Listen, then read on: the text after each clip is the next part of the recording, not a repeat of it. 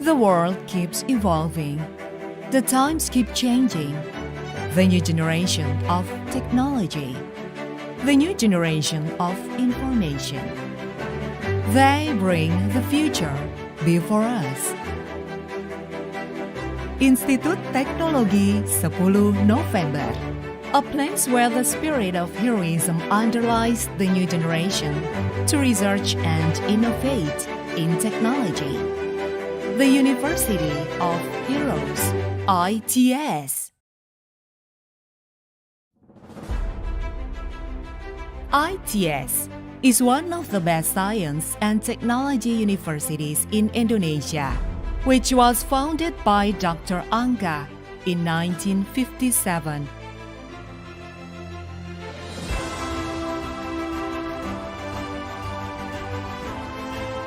In every step, ITS focuses in advancing education, research, management, and community service.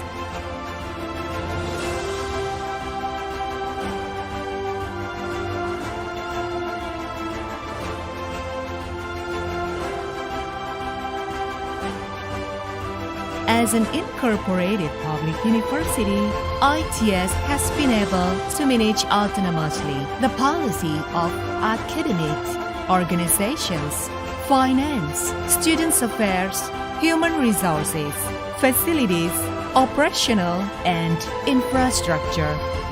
In the spirit of Indonesian heroes, during the battle in the 10th of November 1945, ITS always makes efforts to be the best in education, research, and community services, especially in the fields of industry and maritime. ITS also actively contributes to the nation development, and in the future, ITS will become an entrepreneurial university with world-class reputation.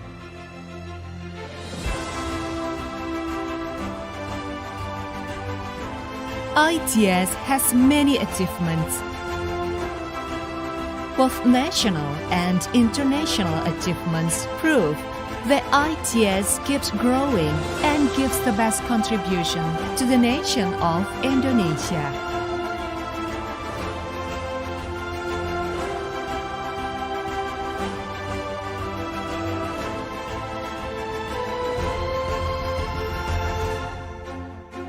ITS is a place for new hopes to grow. An ideal environment for the new generation to flourish in 3 strategic locations within the industrial city of Surabaya. As a smart eco-campus, ITS maintains harmony between technological advances and the sustainability of the surrounding ecosystem. ITS has 7 faculties with prospective scientific fields, including Scientics, INSYS, Vocation, Creabis, MarTech, Electics, Plan. ITS is a space for the new generation who are hungry for knowledge because it provides a wide range of references in both physical and digital form. ITS makes it easier for the new generation to access information by providing flexible classes.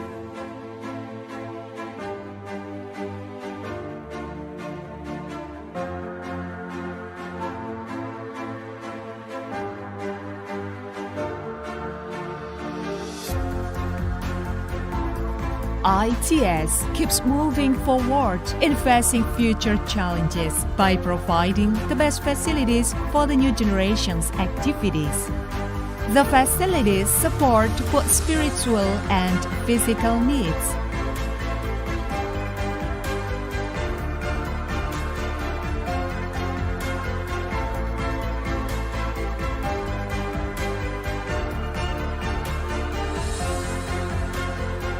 ITS also provides research facilities in the ITS Science Technopark, including ICT and robotics, automotive, maritime, and creative industries. Therefore, the excellent generations from ITS will emerge and make history. ITS is a space for the new generation to express themselves. ITS is a place where the new generation learns new things and finds their purpose.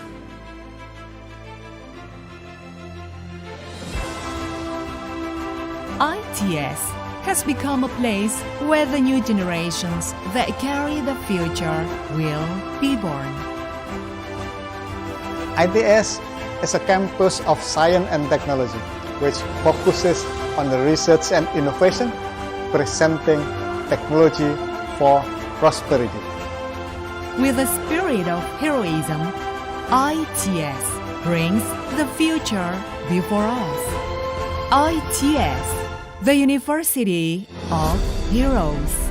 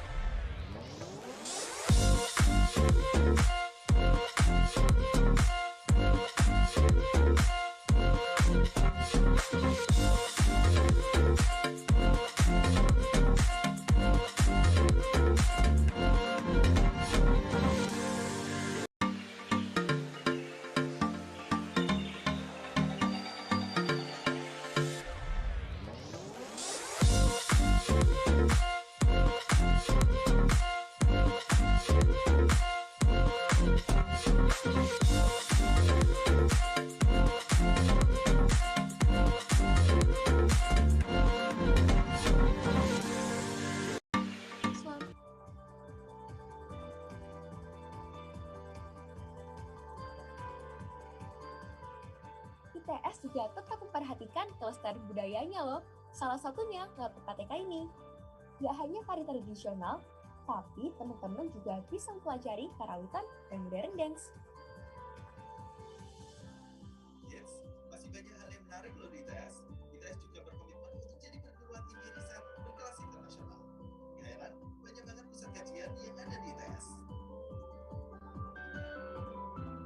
Ada pusat kajian potensi daerah dan pemberdayaan masyarakat, pusat kajian halal, pusat kajian Sustainable Development Goals, pusat kajian teknologi tepat guna, dan yang terakhir, pusat kajian kebijakan publik, bisnis, dan industri.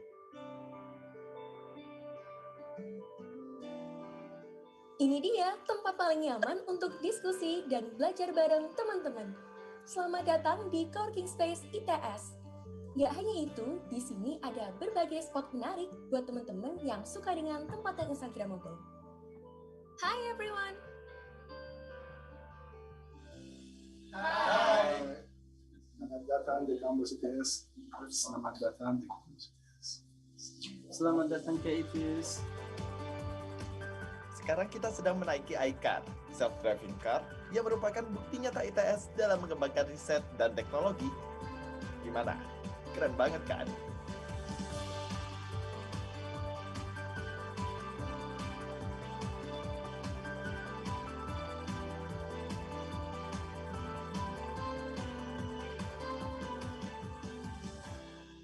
Gimana? Keren kan?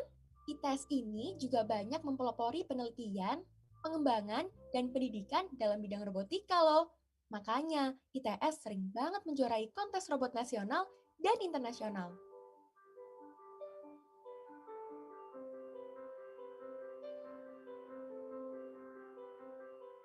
Nah, ini namanya ruang teater perpustakaan ITS. Di sini teman-teman bisa nonton film yang berbeda loh tiap minggunya. Asik kan? Koleksinya juga banyak dan lengkap banget loh teman-teman. Ada puluhan ribu koleksi, mulai dari buku teks, jurnal, majalah, sampai tugas akhir. Layanan corner juga banyak tersedia di sini.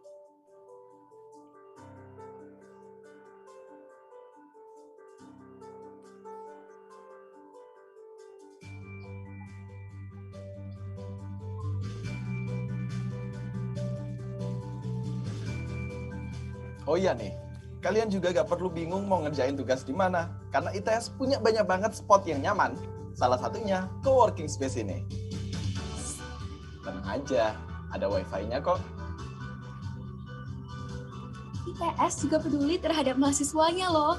Bagi kalian yang berasal dari luar kota Surabaya, gak usah bingung mau tinggal di mana, karena tersedia asrama mahasiswa dengan harga yang terjangkau. Eits, gak cuma itu. Untuk urusan pelayanan kesehatan, ITS juga punya medical center sebagai wujud kepeduliannya terhadap kesehatan mahasiswa. Teman-teman, kalau kalian mau belajar bahasa, nggak perlu bingung nyari loh. Kalian bisa belajar bahasa asing di UPT Bahasa ini. Nah, teman-teman, rasanya udah cukup ya kampus kita hari ini. Gimana? Sudah tahu kan betapa luas dan lengkapnya fasilitas kampus kita? Tetap semangat ya kuliahnya, jangan lupa. Kamu ini dipanggil dari tadi malah sibuk main ini. Ayo, bantu ibu di belakang. Ayo, cepet.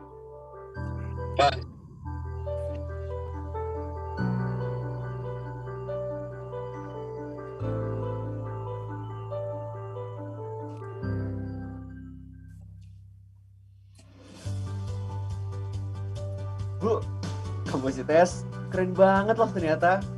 Loh, kata siapa? Kesana aja kamu belum pernah. Susah dijelasin. Pokoknya aku udah pernah kesana.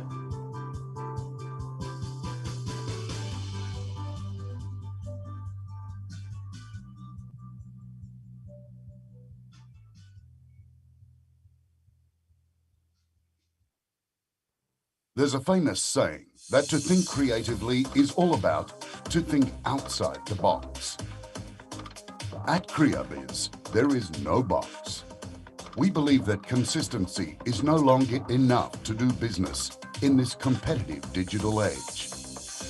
At KreaBiz, we teach, learn, invent, design, manage, collaborate, innovate with businesses beyond those boundaries, beyond limitation, beyond the box. The Faculty of Creative Design and Digital Business, also known as KreaBiz, is one of the faculties at ITS Surabaya. Cek tes. ITS researchers collaborate with local, national and international institutions to drive further exploration for contributing to global development and advancing humanity.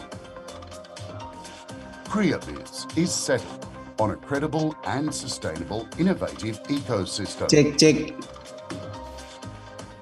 The faculty KreaBiz was founded to translate ideas into actions, bridging technology to humanity, and moving our imagination toward a better future.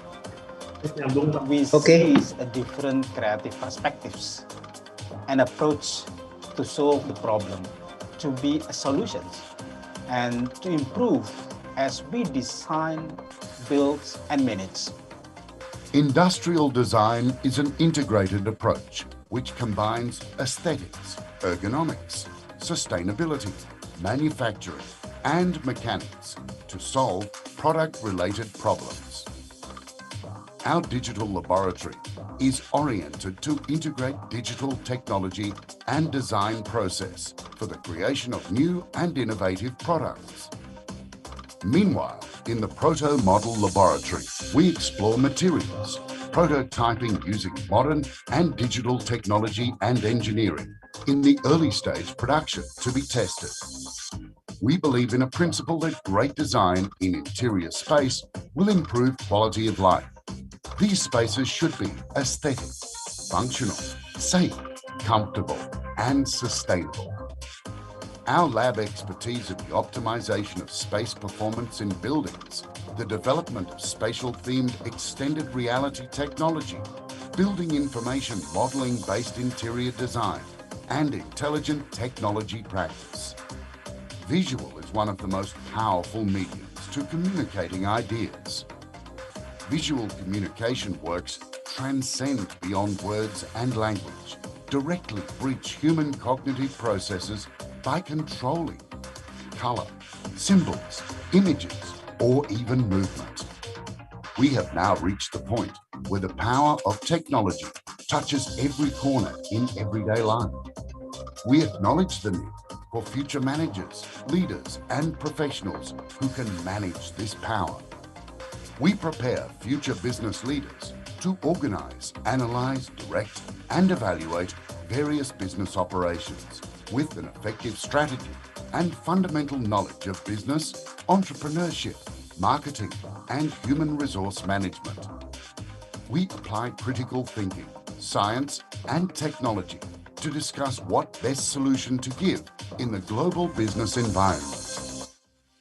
Development is about expanding the choices people have to lead lives that they value. Understanding how development impacts our environment or social forces will give us insight on how to reshape our future. At CreaBiz, it's our responsibility to show that creativity and innovation can solve our society's problems today and provide the best solution. We foster creativity for prosperity. Let's walk toward the future, beyond boundaries, with us.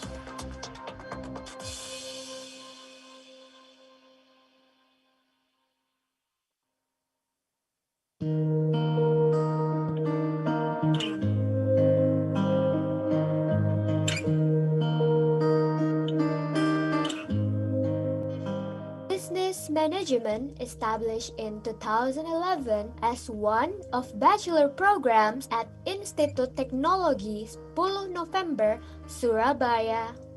Our department became part of Faculty of Creative Design and Digital Business. Business Management ITS is a unique management major which combines management science with ITS identity as an engineering campus. Students will gain technical skills and soft skills to prepare themselves as future business leaders. There are 4 concentrations in business management of ITS, which are Operation Management and Business Analytics, Marketing and Entrepreneurship, Human Resource Management, and also Accounting and Finance. To familiarize students with real business circumstances, our department offers some project-based courses such as design thinking, new venture creation, socialpreneurship, business consulting project, internship, and many others. Business Management ITS offers International Undergraduate Program or IUP for both Indonesian and foreign students. Students will get lectures fully in English and have greater opportunities to take part in international mobility. Our department offers double degree programs. Our double degree programs are held in collaboration with the University of Queensland, Wren School of Business,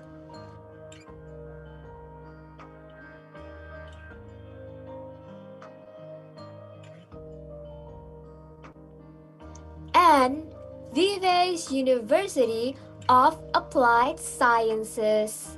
Students will study at ITS and partner universities to get 2 undergraduate degrees. We provide students the opportunities to take international mobility such as exchange program,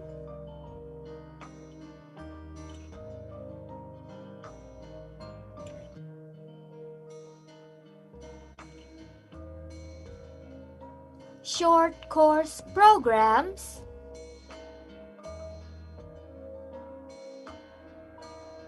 international internships, and study excursion.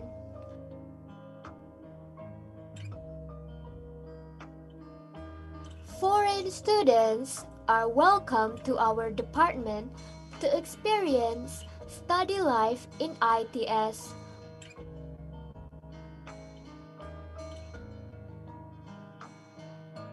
While enjoying the beauty of Indonesia.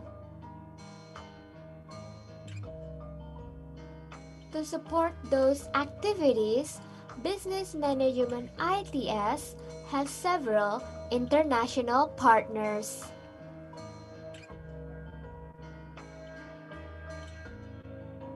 There are 2 laboratories to promote research at Business Management ITS. Business Analytic and Strategy Laboratory and Entrepreneurship and Small Medium Enterprise Laboratory. Business Analytic and Strategy, or BAS, focuses on operations management, strategic management, accounting, and finance. Entrepreneurship and Small Medium Enterprise, or ESME, focuses on marketing, entrepreneurship, human resource management, performance measurement, and data envelopment analysis. Our department have more than 500 alumni.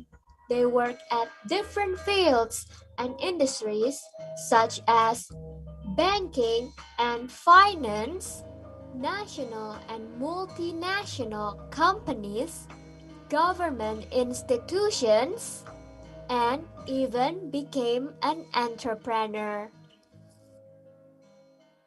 Let's join Business Management ITS and trust your journey with us to be the future business leaders.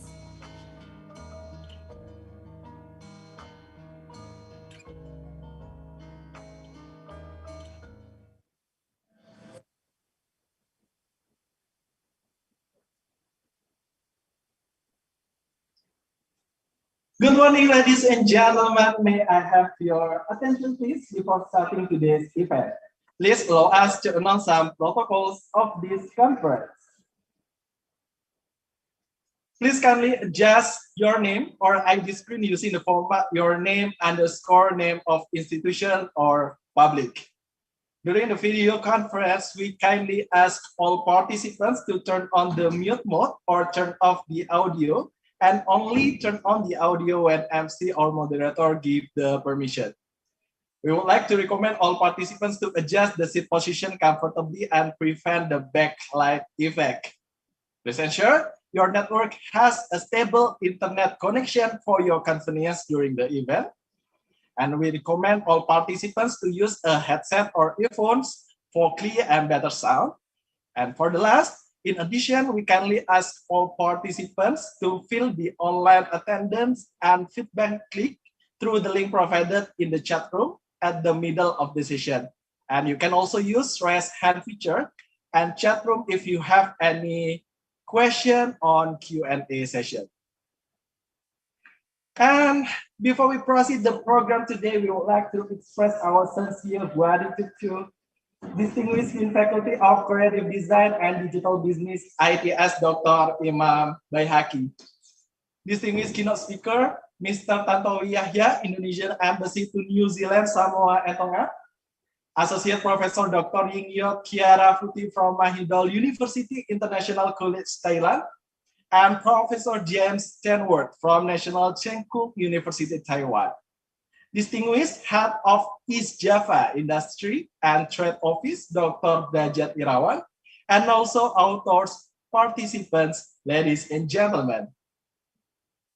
Ladies and gentlemen, I would like to welcome to all of you to the third International Conference on Business and Management of Technology, IConBMT 2021. And may the blessing of the Almighty God be with us. So before we begin, we would like to walk you through the agenda this morning. The conference begins by opening remark by General Chair, the third IConBMT 2021. So afterward, there will be a welcoming speech by Dean Faculty of Creative Design and Digital Business ITS keynote session. The main agenda of this conference consists of 3 parts. Keynote session 1 by Mr. Tantowi Yahya from Indonesian Embassy to New Zealand, Samoa, and Tonga. Keynote session 2 by Associate Professor Dr. Yingyot Kiara Futi from Mahidol University International College, Thailand. And the last keynote session by Professor James Stanworth from National Cheng University, Taiwan. And after that, there will be a short break session before we go to panel session for the delegates to present research paper, discuss, share knowledge and insight. And it's been a great honor for me, Lukman Ali, to be standing here and welcome each and every one of you in the third IConBMT 2021. And we would like to announce that this conference are co-hosted by Politeknik Negeri Tanah Laut Kalimantan Selatan, Indonesia. Also supported by Swiss German University Indonesia, University of North Sumatra Indonesia, and Victoria University Australia. To start this event, together, let's sing the Indonesia Raya song.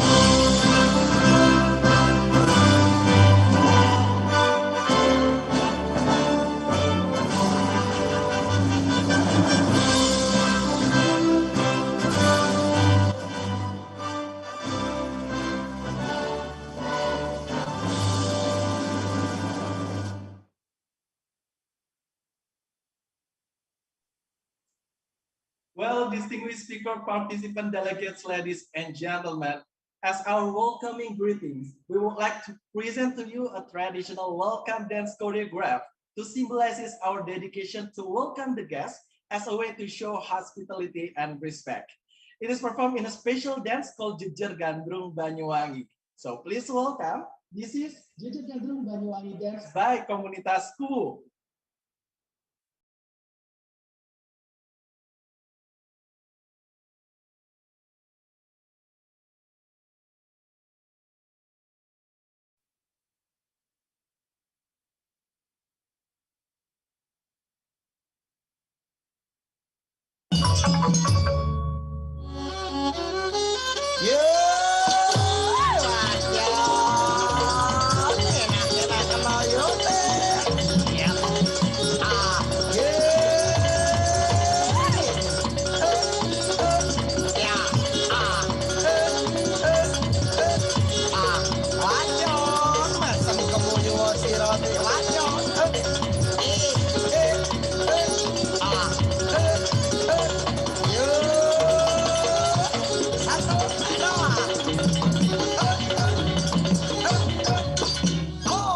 Penghormatan dimulai.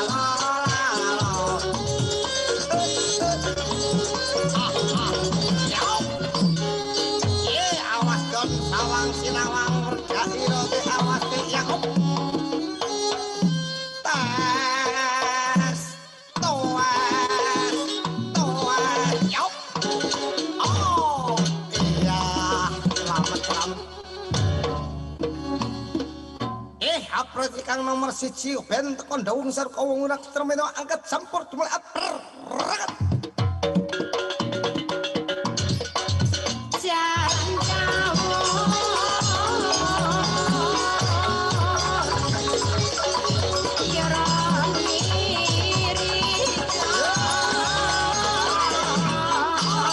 Kang nomor loro pengen telu endase pundake nyang bokong itu angkat sampur sekarang dimulai.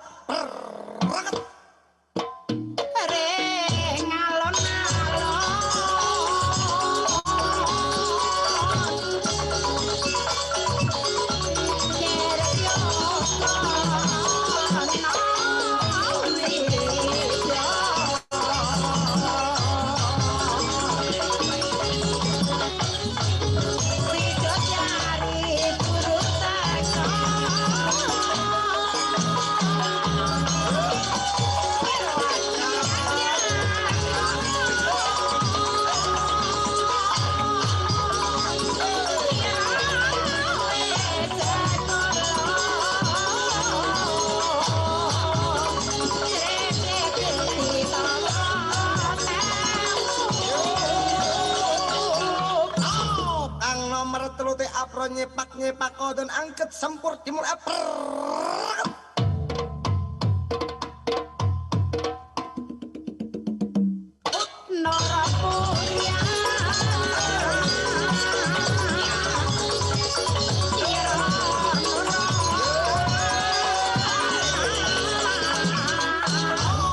Ang nomor 4 mulai yang kandangnya dek-dek angkat sempur sekarang timur aper.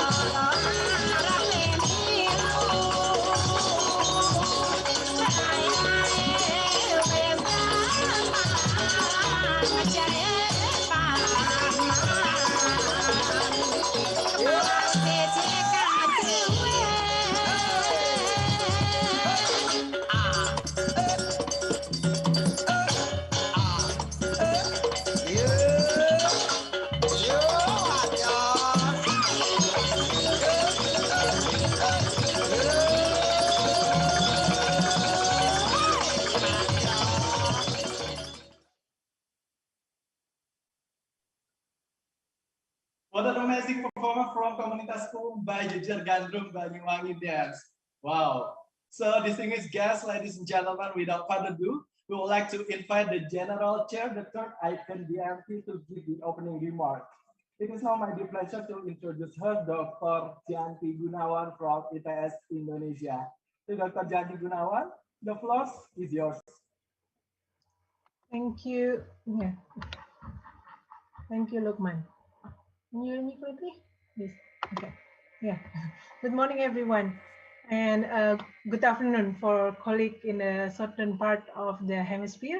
Yeah, because we have the some of the participants from the Australia and New Zealand, so most of us here. Okay. Welcome. It's my great pleasure to welcome you to the IConBMT 2021. The third International Conference on Business Management and of Technology, the IConBMT 2021. Our topic for this year is back through on track post-COVID-19 pandemic. How agile is your business? When we designed the conference, we expected that the COVID-19 is ended. Well, we know now that the pandemic is still happening. And we believe that this business agility plays a key role in our survival. It is not easy for most of us, most of the business, and we believe that our sharing today can strengthen our steps to sustain our business and how we contribute to the society. Our conference has been responded by 97 participants from 5 countries, including Indonesia, Philippines, Malaysia, USA, and Australia. We thank for the tremendous support from our institutional partner, our co-host Polytechnic Tanah Laut South Kalimantan, our supporting institutions Swiss German University and University of Sumatra Utara. Our keynote speakers, Mr. Tantowi Yahya, the Indonesian Ambassador to New Zealand, Samoa, and Tonga, Associate Professor Dr. Yingyot Chiaravuti, the Chair of Southeast Asia Chapter Academy of International Business, and also the Associate Dean for Finance and Human Resources at Mahidol University International College, Thailand. We will also thank for Professor James Stanworth, Professor in Service Management in National Cheng University, Taiwan, Dr. Drajat, the Head of Industry and Trade East Java Office, for continued support. We are very fortunate to have unconditional support from our rector, Professor Muhammad Ashari, and the management team, our dean, Dr. Imam Bahaki, our head of department, Dr. Sarifah Hanum, our colleague lecturer, students, and staff who have been working very hard to make this event possible. Thank you very much and great teamwork. And all participants today, thank you very much, and we would like to welcome you. And without further ado, I would like to pass to have the official welcoming remark to the conference. So Lukman, I pass it to you again. Thank you. Thank you, Dr. Janti Gunawan, for the opening remarks. And distinguished guests, ladies and gentlemen, now we would like to invite the Dean Faculty of Creative Design and Digital Business, ITS, to deliver the welcoming speech and officially open this conference. It is now my pleasure to introduce him, Dr. Imam Bahaki, to deliver welcoming speech. So, ladies and gentlemen, this is the Dean Faculty of Creative Design and Digital Business, ITS. Please give a warm applause. Thank you very much, Master of Ceremony, Lukman. Can everybody hear my voice? Okay. Yes, we can hear you. Okay, thank you very much. I need to check because my connection seems to have a problem a little bit. Okay, then, dear keynote speakers, His Excellency Mr. Tantowi Yahya, the Indonesian Ambassador to New Zealand, Samoa, and Tonga, Associate Professor Yingyot Chiaravuti, Chair of Southeast Asia Chapter Academy of International Business, Mahidol University International College, Thailand, and Professor James Stanworth, National Cheng University, Taiwan. He's a professor in service management. Also to the General Chair, Dr. Janti Gunawan, the Head of Departments of Business Management, Dr. Sarifah Hanum, the Head of Industry and Trade Office, East Java Province, Dr. Derajat Irawan, professors, respected authors, our international and local partners, corporate executive, and all conference participants. Good afternoon. Assalamualaikum warahmatullahi wabarakatuh. It is always my great pleasure to welcome you all to the third International Conference on Business and Management of Technology, which we call it as IConBMT 2021. We are very grateful and proud to the Department of Business Management ITS Surabaya as the conference organizing committee whose members have put together this remarkable conference. The central theme of this conference is back on the track post-COVID-19 pandemics, how agile is your business? As we are aware, we are in the midst of the crisis like no other. This past year has been very challenging to all of us, no matter whether you are in developed countries or in developing countries. All of us in the world affected by this pandemic. We all experience an unprecedented situation with the global COVID-19 pandemic. This pandemic has been forcing us to find not only a new way of doing business, but also a new way of we live in this world.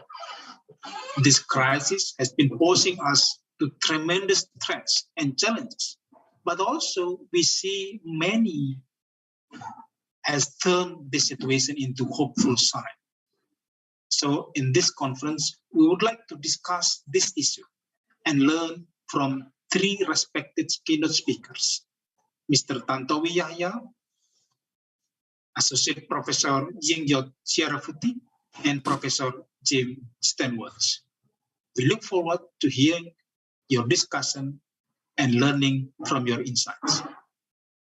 As has been reported by the conference chair, that today's conference has about 100 of participating from 5 countries in our virtual room. We have 97 papers submitted representing a wide range of topics from various fields in the business and management of technology. We are also so pleased to see many respected colleges, reputable practitioners in this conference events. On behalf of Institut Teknologi Sepuluh Nopember, I hereby declare the conference officially opens. I sincerely thank you to this conference committee, and I believe this conference will bring together as what it is a tough time for us. I wish you have an engaging and productive conference participation. Thank you very much. Have a very good day ahead. Thank you. Assalamualaikum warahmatullahi wabarakatuh. Waalaikumsalam warahmatullahi wabarakatuh. Waalaikumsalam warahmatullahi wabarakatuh. Thank you, Dr. Imam Bayaki, for the welcoming speech. And all right, with this, the third IConBMT is officially open. So before we go to the main agenda of this conference, here's a video from co-host the third IConBMT Politeknik Negeri Tanah Laut Kalimantan Selatan, Indonesia. Enjoy it.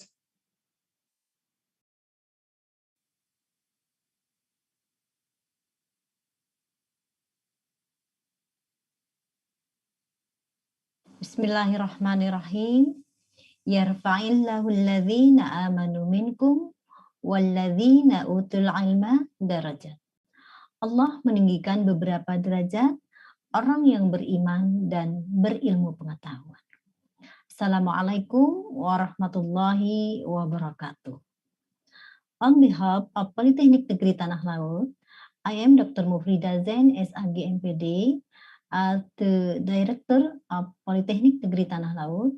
It's honor and privilege to join to participate in third International Conference on Business Management of Technology On this great occasion, I would like to say thank you to Rector of Institut Sepuluh Nopember, Professor Dr. Insinyur Muhammad Ansari, Master Engineering. Engineer Chair Dr. Insinyur Janti Gunawan, Master Engineering Science, Master Commerce International Business, and all of the committee. This conference is organized by the Departemen of Bisnis and Manajemen Institut Teknologi Sepuluh Nopember, Surabaya, and in partnership with Politeknik Negeri Tanah Laut. The conference is also supported by Swiss German University and University of North Sumatra.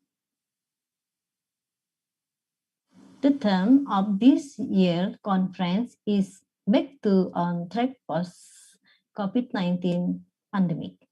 How agile is your business? Personally, I think that it's really great theme because we still struggle in this situation and condition.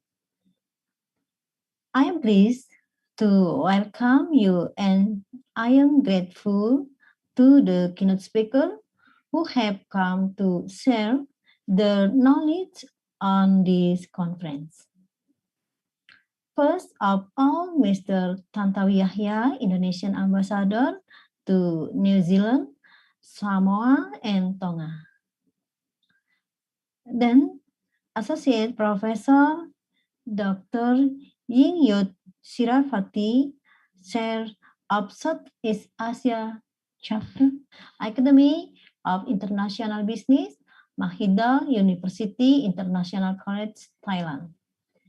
Also, Professor James Stanworth, National Cheng University, Taiwan, Professor in Service Management. I also welcome to many representatives of governments, industry, association, and NGO who have joined us. I'm sure you will have preferred and rewarding exchange in this great occasion. I wish you every success with this important conference, and I look forward to learning about the outcome. 1000 sungai ada di Kalimantan, maskotnya hewan bekantan. Niat baik insya Allah selalu dimudahkan. Semoga kita semua selalu diberikan kesehatan. Mufridah Zen, I thank you. Wassalamualaikum warahmatullahi wabarakatuh. Waalaikumsalam warahmatullahi wabarakatuh. Distinguished ladies and gentlemen, now we come to the main program of this conference, which is the keynote session. So the first keynote lecture will be led by Mr. Tantowi Yahya from Indonesian Embassy to New Zealand, Samoa, and Tonga, with the topic of presentation, How New Zealand's Small Medium Enterprise Thrive Through the COVID-19 Pandemic. So ladies and gentlemen, please join me in welcoming our stunning moderator, Dr. Imam Baihaqi. To Dr. Imam Baihaqi, the floor is yours. Thank you, Lukman. The honorable keynote speakers and all participants. Here again, it's me. Okay, I would like to welcome Dr. Tantowi, Mr. Tantowi Yahya, the ambassadors of New Zealand, including Samoa, Tonga.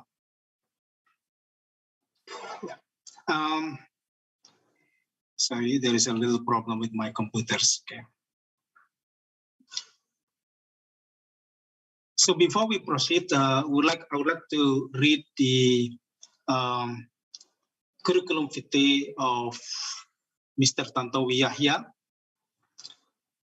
Yeah, so in this morning, he will present insight from New Zealand entitled How New Zealand SMEs Thrive Through the COVID-19 Pandemics. Before I proceed, I would like to check whether the connections all okay with Mr. Tantowi Yahya? Mr. Tantowi Yahya, are you with me? Okay, I'm okay. I can hear you clearly. Okay, thank you. So let me read the curriculum vitae of Mr. Tantowi Yahya. So Mr. Tantowi Yahya has a lot of experience. He started his career in Intercontinental Hotel Jakarta, and then he moved into different industry, which is music recording, until he was become the corporate secretary of BASF Group in Indonesia from 1992 until 1994.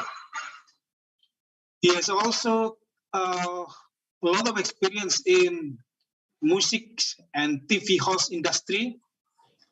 He has a lot of recording artists in country music. He has produced 8 albums from 2001 until now. And he has been TV host in many television stations in Indonesia. And then he was also member of parliament from 2009 to 2014, representing South Sumatra. And then from 2014 to 2017, he was again elected as a member of parliament representing Jakarta. And then from 2017, he was appointed as ambassador to New Zealand, including Samoa and Tonga, Cook Island and Niue, until now. And also is a roving ambassador for Pacific region from 2020 until now. So Mr. Tantowi Yahya was born in Palembang. So we call all Palembang people as Wong Gitogalu. My wife is also from Palembang. I'm from Java. In terms of education, Mr. Tantowi Yahya has a professional degree from MIT Sloan, USA in 2010. And he has many training experience as well. So without further ado, I would like to invite Mr. Tantowi Yahya to present his insight on the experience of New Zealand SME in navigating through COVID-19. Please welcome Mr. Tantowi Yahya. Thank you very much, Mr. Moderator. Assalamualaikum warahmatullahi wabarakatuh. Salam sejahtera untuk kita semua. Before I start, I would like to greet some important people in this seminar. First is the conference chair, and the second one is the moderator, who is the dean of the faculty of the design and digital business. And certainly I would like also to say good morning, good afternoon, wherever you are, to our panelists, all keynote speakers, and most importantly to everybody, ladies and gentlemen, my friends that join this seminar. Firstly, I would like to thank you very much for the opportunity given to me to share with you the success story, or to be exact, the actions that have been taken by the government of New Zealand to sustain their economy during the COVIDs with small, medium enterprises as the backbone of the economy. So what I'm going to present to you this morning is more as the observation of myself as ambassador, as also somebody who was pretty much involved in the business in Indonesia before stepping into the politics. It's very interesting to observe how the economy of New Zealand can survive during the pandemics. It sounds very strange, especially when you are in countries where most of the business are badly impacted by the long pandemic.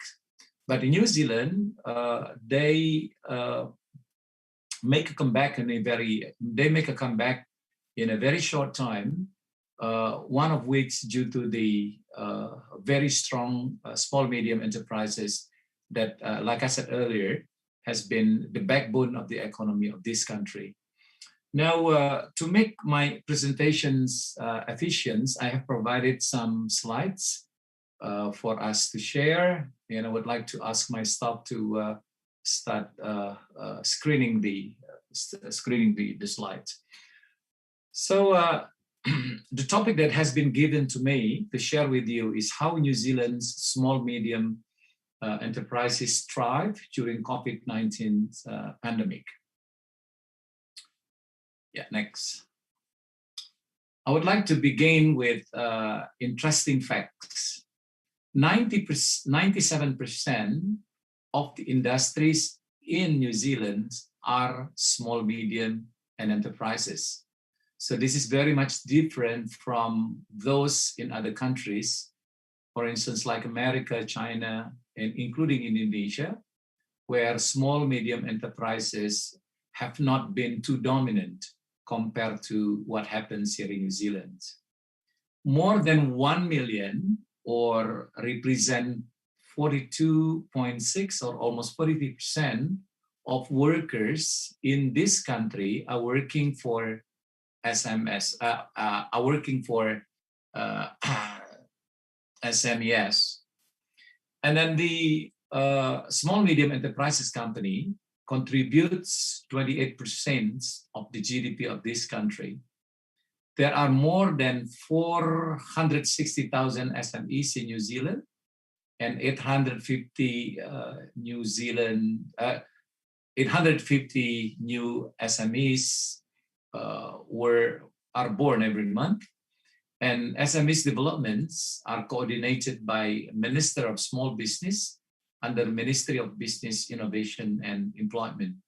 So from the first page, my dear friends, ladies and gentlemen, you certainly can capture how small, medium enterprises in New Zealand have been very important towards the sustainable economy of this country, especially during the COVID.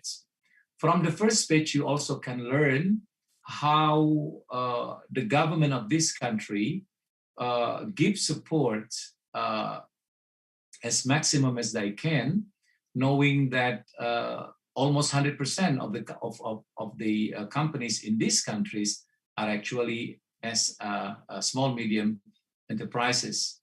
And there is a figure that I think the government of this country should be paying maximum attention to, is nearly 50% of the workers in this company are working for small, medium enterprises. So from the first page only, we certainly have a lot of aspects that we can discuss later on. Next page, please. Now, I would like to continue with the second interesting facts. More than 20% GDP of this country generated from cooperative. This is again very interesting fact that 20% of GDP of this country generated from cooperative, or in our language, koperasi. And one out of 3 Kiwis is the term used for New Zealanders, are a member of cooperative. And that's the success story is that Fonterra Cooperative Group owns 30% of world's mix export with revenue of 19.87 billion New Zealand dollars. And Miraka is another cooperative, is a milk cooperative owned by Maori community, which is specialized in using the geothermal energy. And Miraka produces 250 million liters of milk per year and export to 23 countries. I'm sure my friends in Indonesia, you have been very familiar with Fonterra, being the largest New Zealand company in Indonesia and being the largest New Zealand investment in Indonesia. You know what? Fonterra is not a company. Fonterra is a cooperative with more than 3,000 members. And who are the members? The members are the farmers. So you can see here, how a cooperative, if it is managed very well, it can become much bigger than a commercial company, so to say. Now, if Fonterra is the milk cooperative, majorly owned and majorly joined by the New Zealanders, the white New Zealanders, and Miraka is another giant milk cooperative, but this is owned and pretty much joined by the Maori community. So this is very interesting. With the two cooperatives, which turned out to be a big establishments, these two cooperatives managed to dominate the export of milk to many countries in the world, including Indonesia. So from this page also, my dear friends, we can discuss about how cooperative can actually become the backbone of economy of a country. The good example is New Zealand. Next.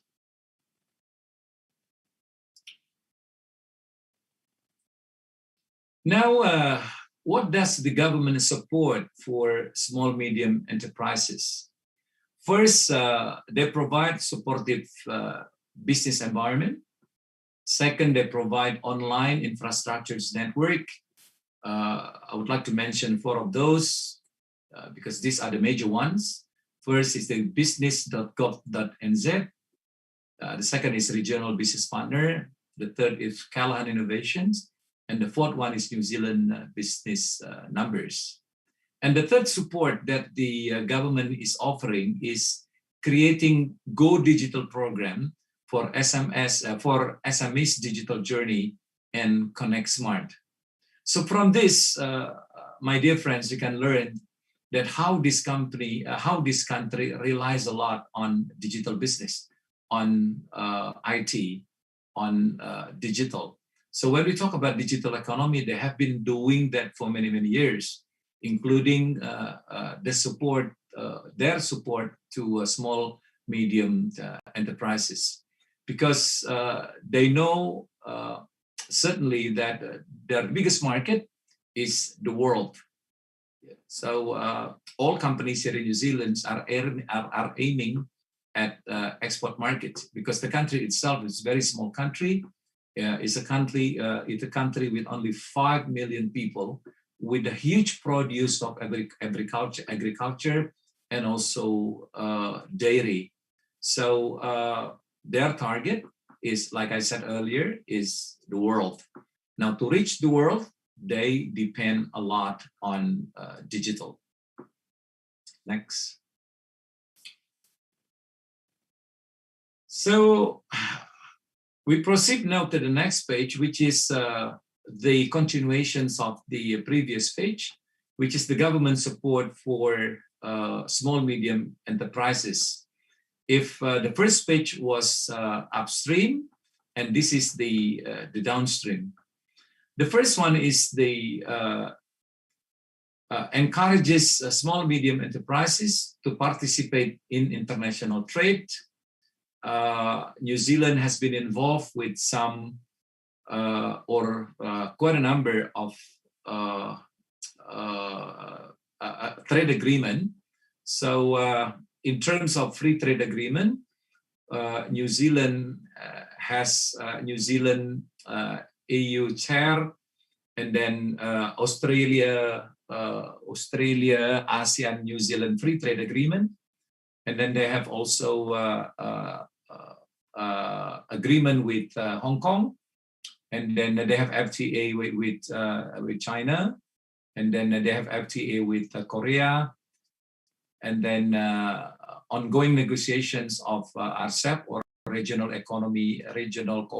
cooperation of economic partnership, and then TPP, and then NZ EU FTA. So by having all those, we can, all of the SMEs can be rest assured that they are in the good hand of the government, because by joining this free trade agreement, actually New Zealand opened wide its door for all economic cooperations to the world. Something that I forgot to tell you in the beginning, that New Zealand is a trading country. Okay, what they have to do, what they are doing every day is thinking how they can sell all the products that they have to the world. The second support that they give to the SMEs is to encourage SMEs to actively participate in government's project. And the last one is to provide portal to ensure open and fair competition for SMEs to participate in government procurement or project. In this case, they could contact this address, gas.gov.nz or procurement.gov.nz. What I'm trying to tell you through this image is that beside helping the SMEs to reach the world by providing a lot of digital platform, they also give real support, or we call it downstream, by encouraging them to actively participate in government's project. Everything is very clear and everything is very transparent here. There is no need to be nggak ada gunanya gitu loh. There is no use to be close with the government official or politician or members of the parliaments in order to get projects. No, it doesn't work that way here. As long as you join all the procedures, your products are good and the price are acceptable, then you win. So you don't have to build a special connection with anybody in the government or anybody in the politics. So that's how everything works here. Now, knowing that government has projects, quite a number of projects from time to time, and they really encourage all SMEs in this country to actively participate in the government's project or tender. Next.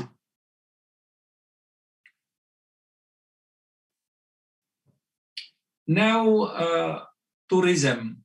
We are talking about tourism, which is one of the prime contributor to the economy of this country. As you all know that there are two industries which have been producing the largest contributions to the economy of New Zealand. The first is the agriculture and the second one is tourism. Actually, their position is alternating from year to year. Probably this year, again, agriculture is on the top of the list. But in 2019, when tourism industry was very blooming, tourism was on the first list of the economic contributor to New Zealand. Now, we'd like to discuss about tourism being one of the main contributors to the economy of this country. So total spending, total expenditure of tourists in this country is 41 billion New Zealand dollars.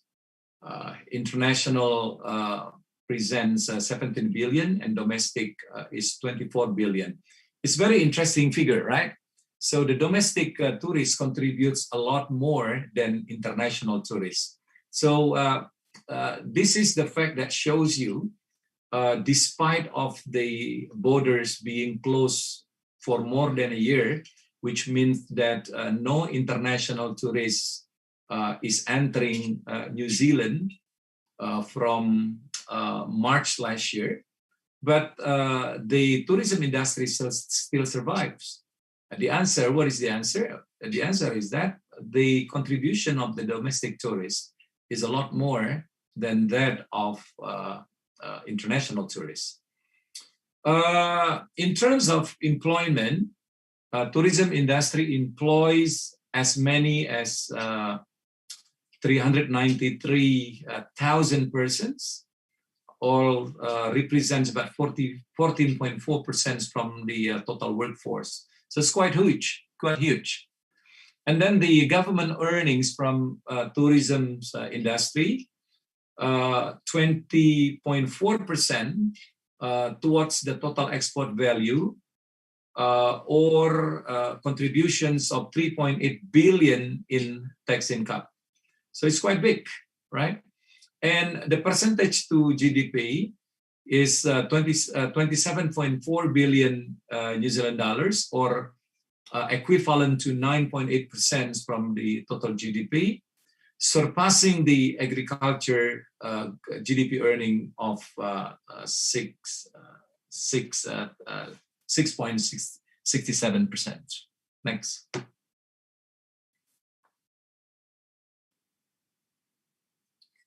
Now, when COVID came in March last year, and then the government of New Zealand implied the policy of closing the borders up until now, the hardest industry is tourism. Why is that? Yeah, because when we talk about tourism, we rely on international tourists. You can imagine if you close your doors, if you close your borders to international tourists, so there is nobody coming in. So theoretically, that the business is dead. But look what happens here, despite of being hardly hit by the COVID-19, this industry can still survive. But I would like to share you why I say that the tourism industry is the hardest hit industry in the pandemic. Why?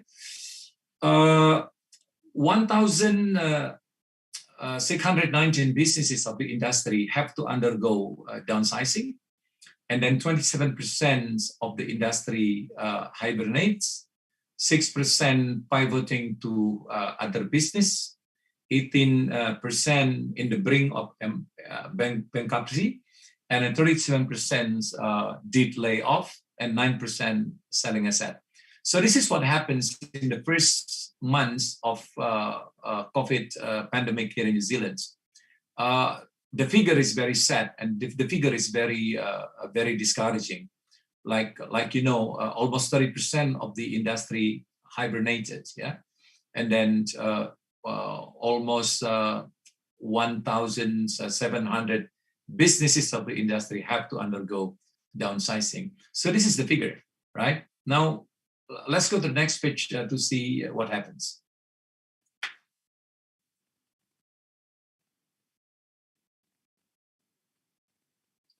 Right. So when the COVID-19 came, the governments then implement a very strategic, very clever strategy. The first, transforming crisis into opportunity. First, what they do is doing internal consolidations. Second, enhance domestic tourism. Third is selling the stillness. And the fourth is selling the success story of COVID-19 elimination. So this is very interesting. You know, how they are able to transform the problem into opportunity, how they are able to transform the crisis into opportunity. Like I said earlier, when you rely on tourism, it means that you rely a lot on the arrival of international tourists. But when you close your borders, nobody comes. So like I said earlier, theoretically, the business is dead. So what happened, you know, what they did, which I always say, this is very intelligent. They do internal consolidations. This is the time for them to consolidate themselves, because the time when they had international tourists all over the places here in this country, they never had time to do consolidations. And then they enhance domestic tourism. I should say to you frankly, not only in Indonesia and not only in other parts of the world, normally when the situation is normal, the attention is much given to international tourists than domestic tourists. And this also happened in New Zealand. So before the COVID, the tourism industry here in this country was pretty much complained by the domestic tourists, because they were not really taken care of. the industry put a great or more attention to the international tourists, probably because they paid more. But when the borders are closed, they got no choice. They got no choice. They have to rely on the domestic tourisms. Now, this is the time when the attitude of the industry completely changed. So they know for sure that for many, many years to come, their big business rely on the domestic tourisms. And when there is no tourist right now, New Zealand, which is already still or which is already quiet, becomes quieter, becomes more still. And this is what they sell. This is what they sell. And this is very interesting. So how they sell the silence of this country because of no people coming from the world, they can sell it to their communities here. How beautiful New Zealand in the stillness. And also they see what is going to happen next when someone is, really yearning for a very quiet, peaceful place. Then the first place that will pop up in their mind must be New Zealand. And they are selling the success story of COVID-19 eliminations. You know it for sure is that New Zealand is the most successful country in COVID-19 response. They produce news and they sell it to the world. And you know what? All of the people, all over the world are very interested to go to New Zealand because they want to live in a country where the country is free from COVID. So even the success story of eliminating COVID-19 can be sold to attract tourists from the world. The second strategy is to provide stimulus to the industry during the pandemic. So the government give loan to Air New Zealand, being the national flight carrier, and then they maintain the tourism budget. Okay, so they don't decrease or they don't decrease the tourism budget, and they put additional stimulus package to the tourism industry. And the last one is the intensive communication with tourism industry stakeholders. So those are the three things that the government did to all industries in the tourisms to make it survive and even perform better during the pandemic. Thanks.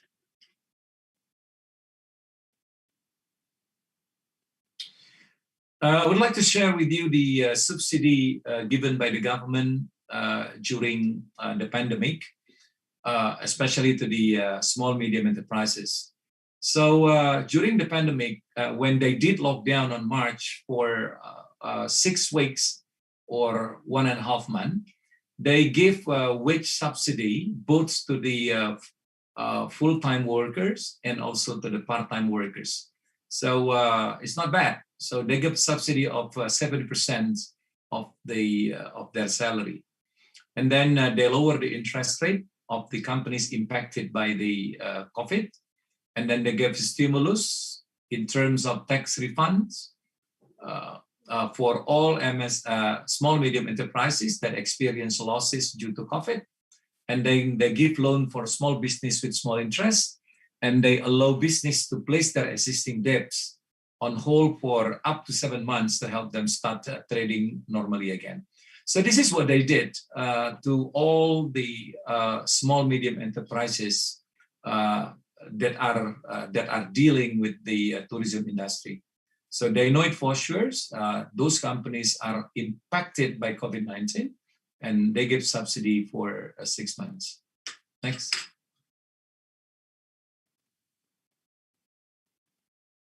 Oh, there is the last page. So sorry. So, okay, thank you very much. I give the floor back. I give the screen back to the moderator. I hope what I have just presented can ignite questions from participants of the seminar. So, Pak Moderator, back to you. Thank you, Mr. Tantowi Yahya. It is a very interesting insight from the SME's story in New Zealand, and it is very surprising that 20% of GDP of New Zealand coming from cooperative or kooperasi. And it is also very interesting and surprising to us because being a cooperative in New Zealand can be a multinational investor. So can you imagine a kooperasi invested in Indonesia, billions of dollars. So many things that we can learn from the experience of New Zealand's government and also New Zealand SMEs. So for further discussion, I would like to invite all participants to ask questions to Mr. Tantowi Yahya. Okay. For the first round, I would like to invite about 3 questions. Could you please raise your hand or just turn on your mic?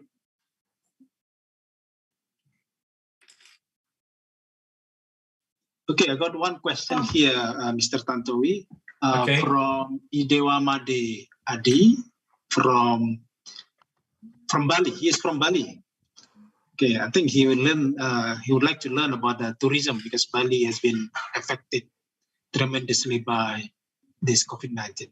Pak Made, would you like to ask in person, please? Pak Made.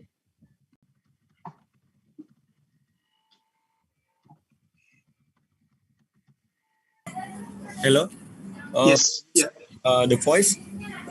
Yes. Okay. Yes. We can hear. Okay. Hello. For the committees and Mr. Tantowi. Hello.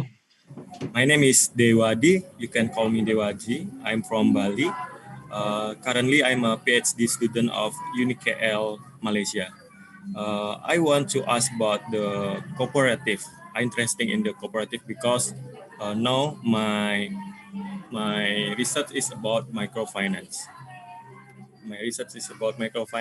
And I want to ask, I want to synergize the microfinance, micro enterprise, and the Banjar. Banjar is some tradition in Bali. I want to ask the cooperative in New Zealand, is it have same features like in Indonesia, like share profits, dividends, about the member and the regulation? That's all my question. Thank you. Okay. Thank you. So, Mr. Tantowi, please. Thank you. Pak Dewadi, salam kenal ya. It's great to know you. I thought you were in Bali, so you are in KL right now. And I pray to God that you will be a PhD very, very soon. And thank you so much.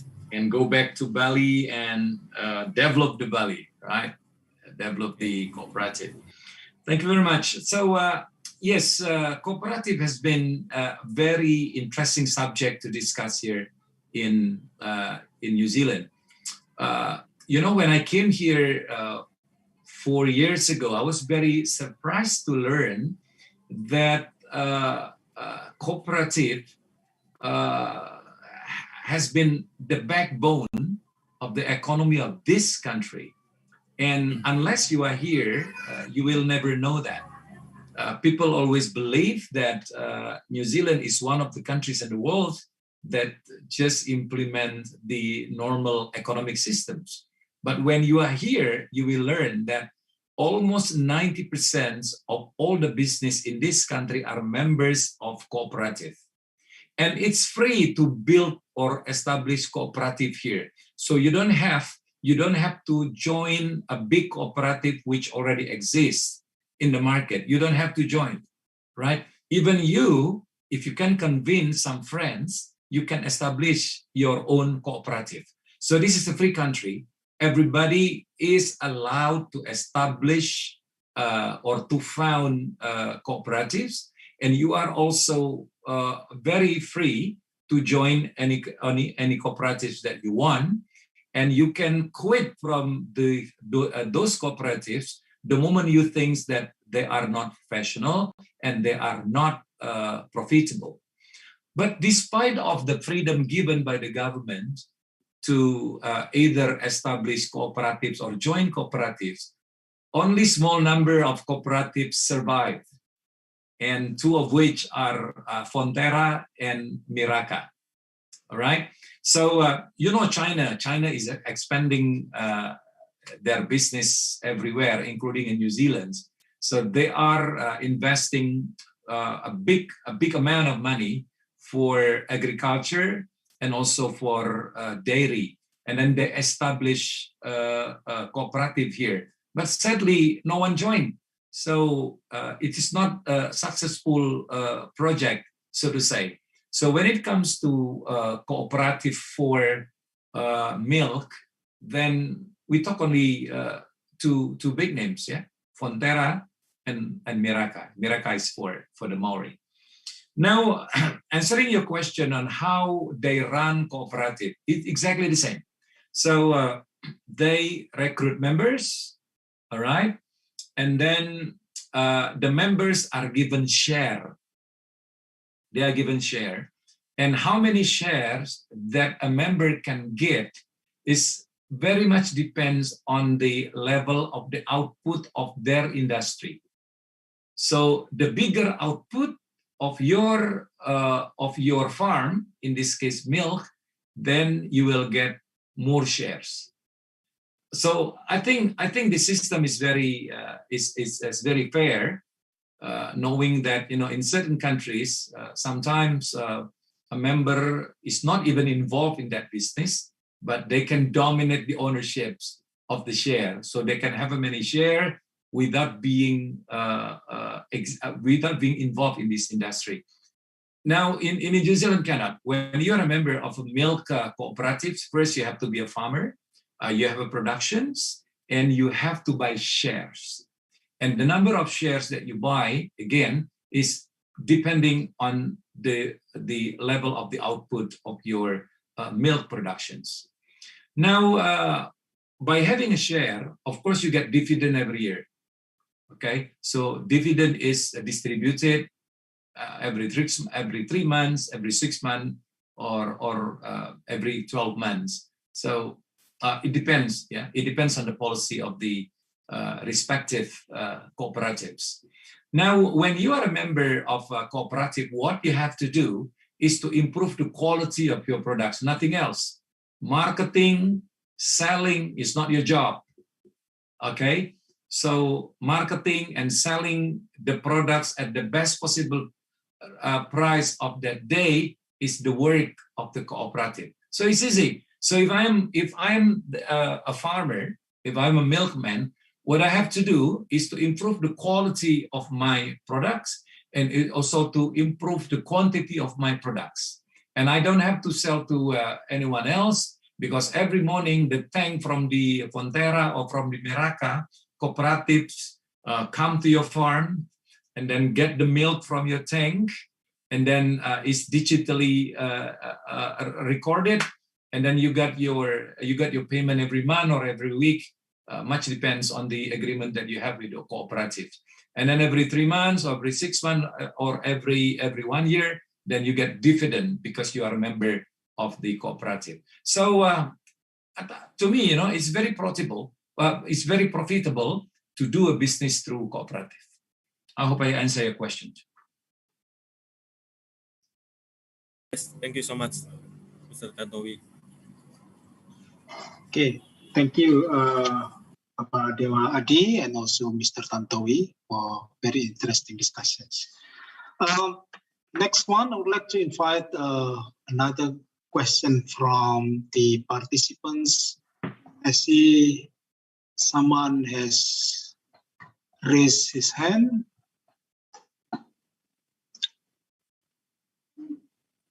Okay, one question from Ibu Yanti. Ibu Yanti, please.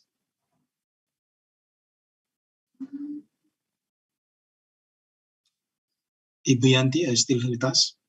Yeah. Oh, yeah. Yes. Pak Tantowi, thank you so much for supporting our conference. Yeah, I have two questions actually. One is about at the moment we are at ITS. We have a Sustainable Development Goal Center, and we have a local economic development project to develop forest tourism. So the question is, for the forest, first of all, forest tourism is not common in Indonesia. Yeah, to go on forest walk or something like that, exploring the forest. And my question is, in this situation, for the underdeveloped situation, what's your suggestion for improving Indonesia underdeveloped tourism, like forest tourism, or new like geological tourism, something like that? My second question is, learning from New Zealand, there are lots of opportunity for us to learn from New Zealand best practices in small medium enterprise development, and whether the embassy open to develop a pilot with the business school, our business school, to have a pilot for like developing a place for us to learn and improve startups, like incubator for international business. Thank you. Okay, thank you, Bianti. So Mr. Tantowi, please. Thank you, Bayanti. Yes, I absolutely agree with you. Forest tourism or nature tourism has been very popular here. There are so many reasons why it becomes so popular, including myself, who loves doing that every weekend, especially in the summertime. First, because the forest here is so beautifully arranged, as if you are in the well-manicured forest, so to say. So the infrastructure is well built, and then it's not scary in a sense that there is no snake here. New Zealand is benefited by the fact that there is no snake and there is no predator here. So you can walk anywhere in the forest without being worried of predators like snake and like scorpions and other beasts. So that is the advantage of New Zealand forest. Second is that the infrastructure in the forest is well built. You can never get lost and you can never get troubled because everything is well built. Like I said, the roads, the path, and then the stopping stations, the toilet. Even, in a big forest, you can easily find toilets, right? And the third one is that the directions. Like I said, you can never get lost here. Now, Indonesia is, of course, a very interesting destination for such tourism, knowing that Indonesia has been known for its tropical forests. Everybody wants to see, especially those who are coming from the Western world, they want to see and they want to experience being in the rainforest, the tropical forest like we have. So we can sell that, Mbak Yanti, provided that we have to build the infrastructures. Okay, don't make people get lost and don't make people get troubles and don't make people,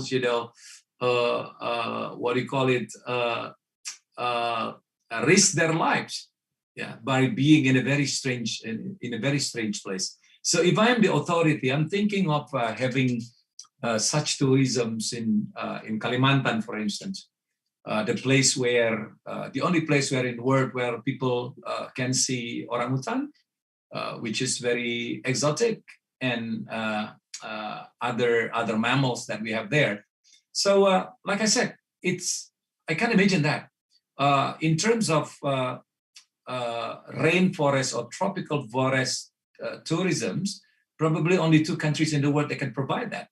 So, beside Indonesia is Brazil, but Brazil is too far away. Too far away from Europe. I guess it's much faster and much simpler for them to come to Indonesia. So take my word now, okay? If I'm given the authority, I'm thinking of selling something else to attract more tourists to come to Indonesia, which is, like you said, forest tourism, okay? Or to be exact, rainforest or tropical forest tourism. Now, indeed, Indonesia has a chance to sell its geological assets that we have. we have so much of those that can be offered to the world, knowing that not every country in the world has luxury like we have right now. So please don't be trapped with the in the box, what do you call it, in the box concept by selling what we already have. And people has been aware of that for many, many years. Try to come up with something different. Try to come up with something original, and try to come up with something new, something that people has never thought of. So saya salut sekali dengan Mbak Yanti that comes up with a very excellent idea of selling our forest to tourism with conditions like I said, okay? Infrastructure, safety, infrastructure and safety that has to be built if we want to sell that. Now, your second question about embassy being what do you call it, an instrument to help SMEs in Indonesia to make a pilot project. Well, we are in a position to do that actually by connecting you with the relevant SMEs in New Zealand.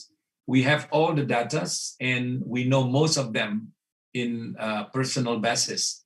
So what we can do in the embassy is trying to connect you, trying to connect the SMEs, either the SMEs under your organizations or other SMEs in Indonesia to have cross experience, exchange ideas and everything. We are, like I said, in a very good positions to do that because we have covered those. We know most of them here in New Zealand.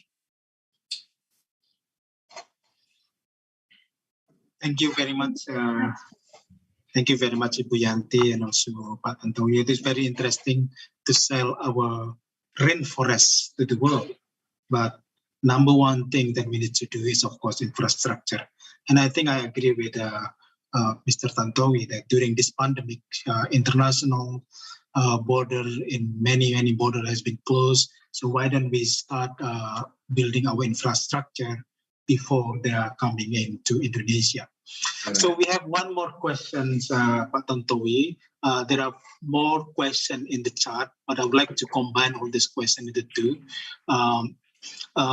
So please allow me, Pak Eka from Swiss German University, Jakarta, Eka Prayuda. I would like to read your question due to time limit that we have.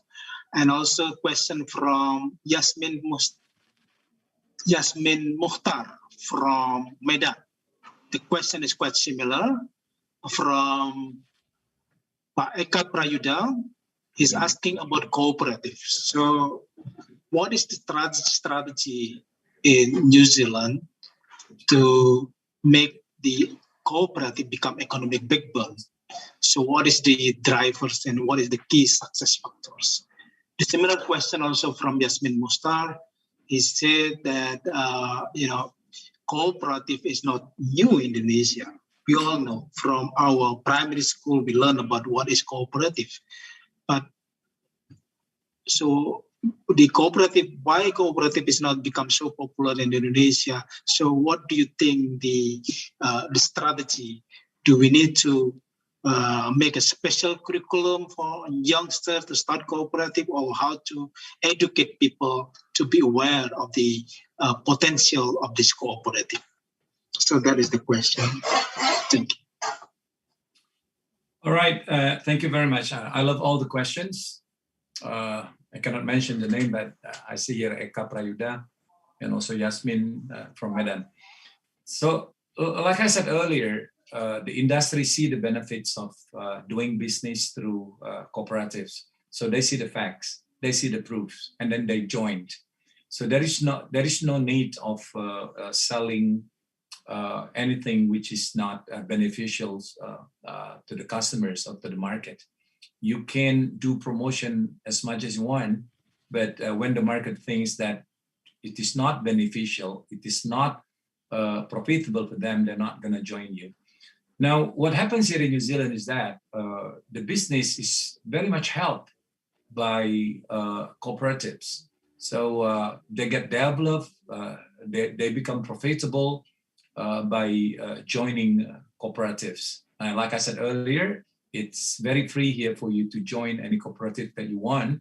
And you can even establish your own if you think that you can grab members to support your cooperative. Otherwise, you just join the existing ones.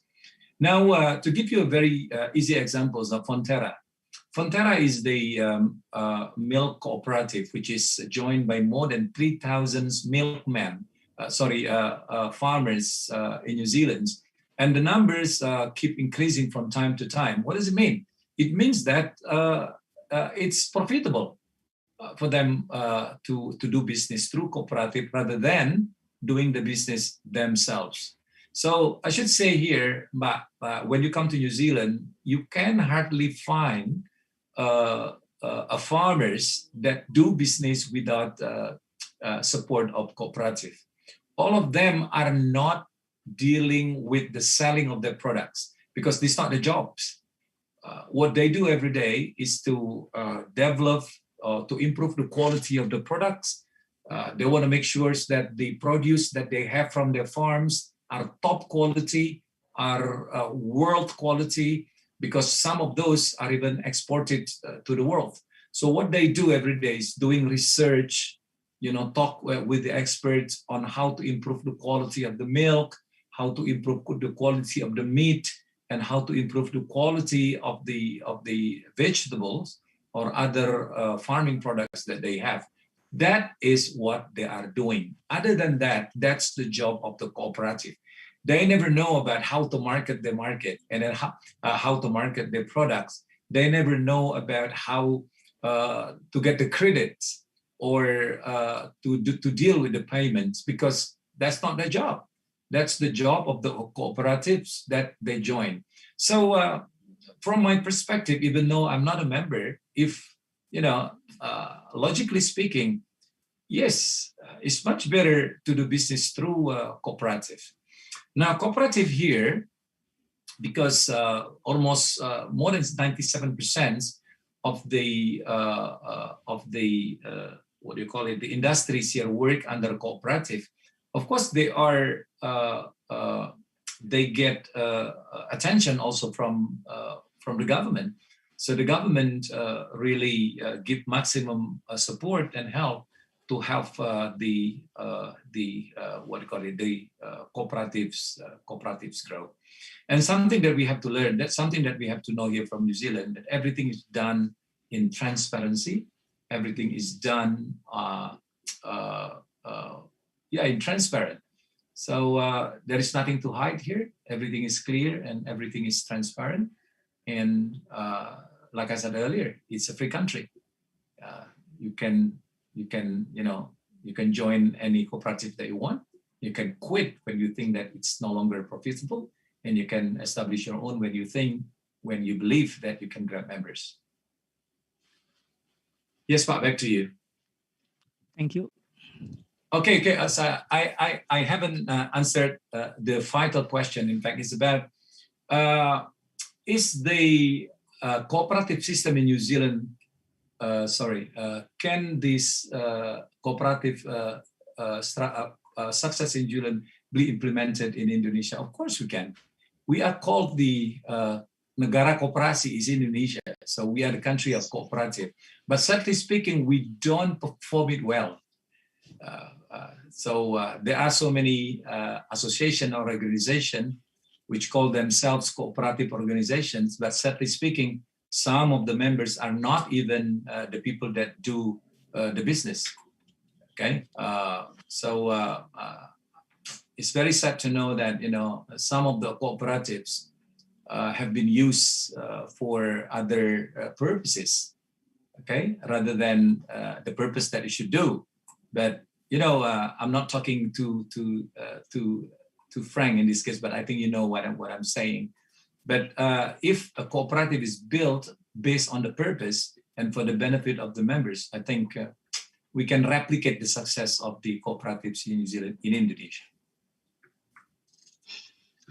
Thank you very much for the wrap up, Pak Tantowi. Yes, it is very interesting to see the cooperative in other countries, but also it is very sad for us because we are declaring that our economic system is economy koperasi or cooperative economy, but somehow our cooperative is not as fun as in New Zealand. I grabbed some keywords from Pak Tantowi. The first one is stick to the purpose. The second one is transparency. And the third one is show the benefit to the peoples. That is, I think, the key success factor in cooperatives in New Zealand.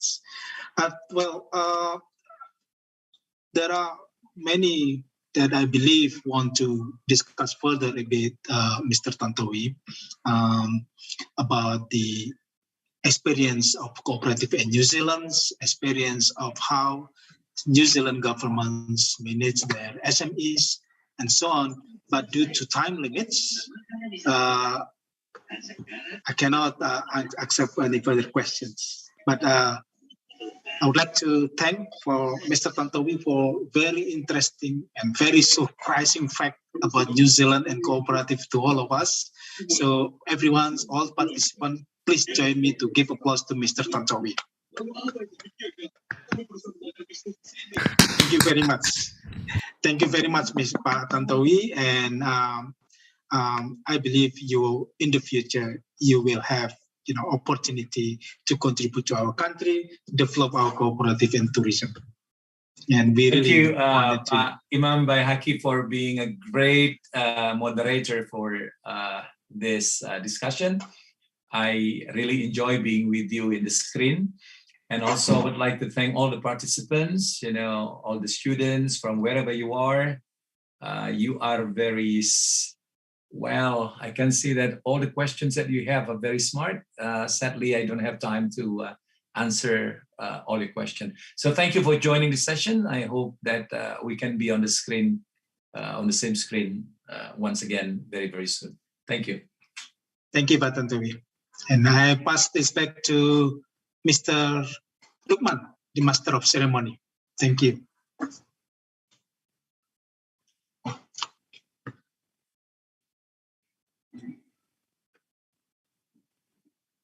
Thank you very much for Mr. Tantowi Yahya for the informative and insightful presentation. All right, ladies and gentlemen, the next agenda is the second keynote session by Associate Professor Dr. Yatiara Putih from Mahidol University International College, Thailand, with the topic of presentation, AIB and how the universities in Thailand dealing with COVID.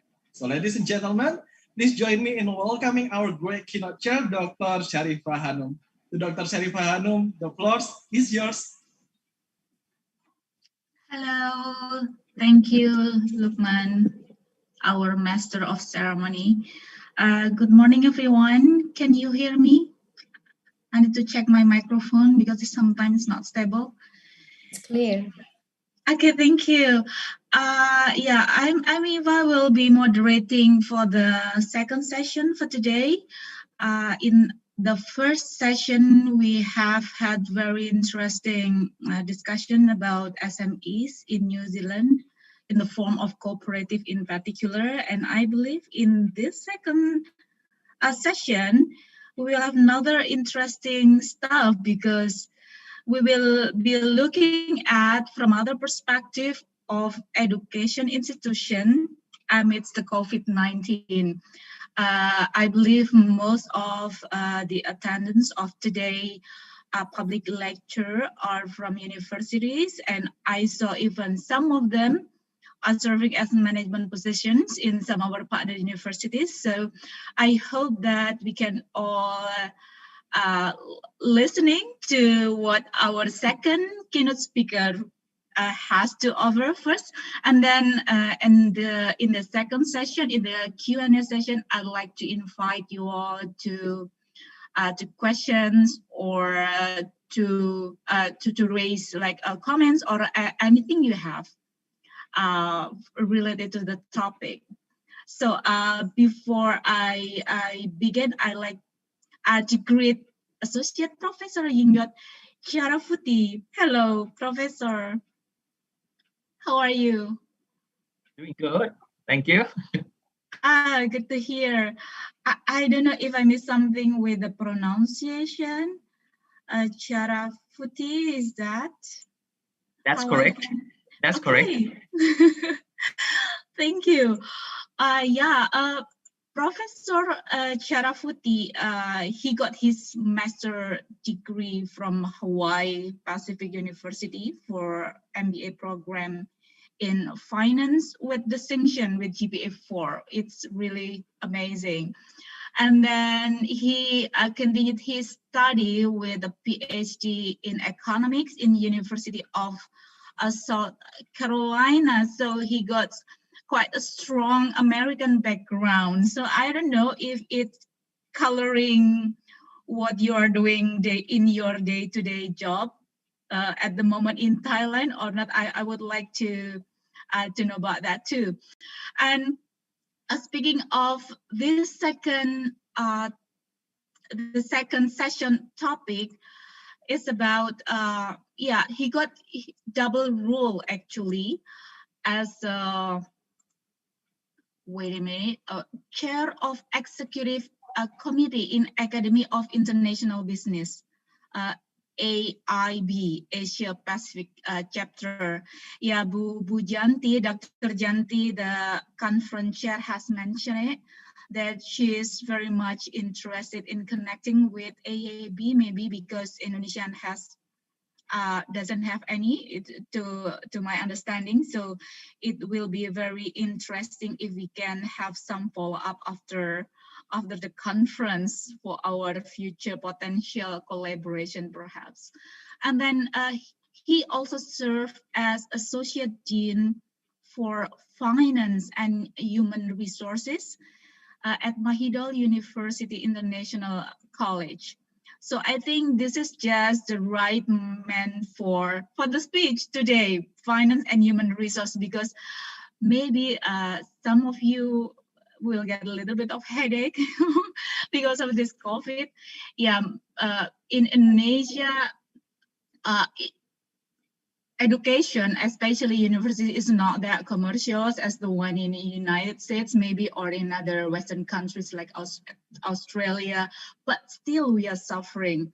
Yeah, in ITS, we used to be a public university, but not anymore at the moment, because government seen us as have been having like a strong power enough, strong authority to run our own institution, and now we are pretty much private university that we have to afford our own needs in running our big universities. So yeah, it's a kind of we are struggling a little bit in terms of, for example, the shortfall of the potential students coming to our university, especially this year, because the pandemic that we expected not that long in last year, but it turned out to be, I don't know, maybe a little bit endless, and we don't know when it's gonna end.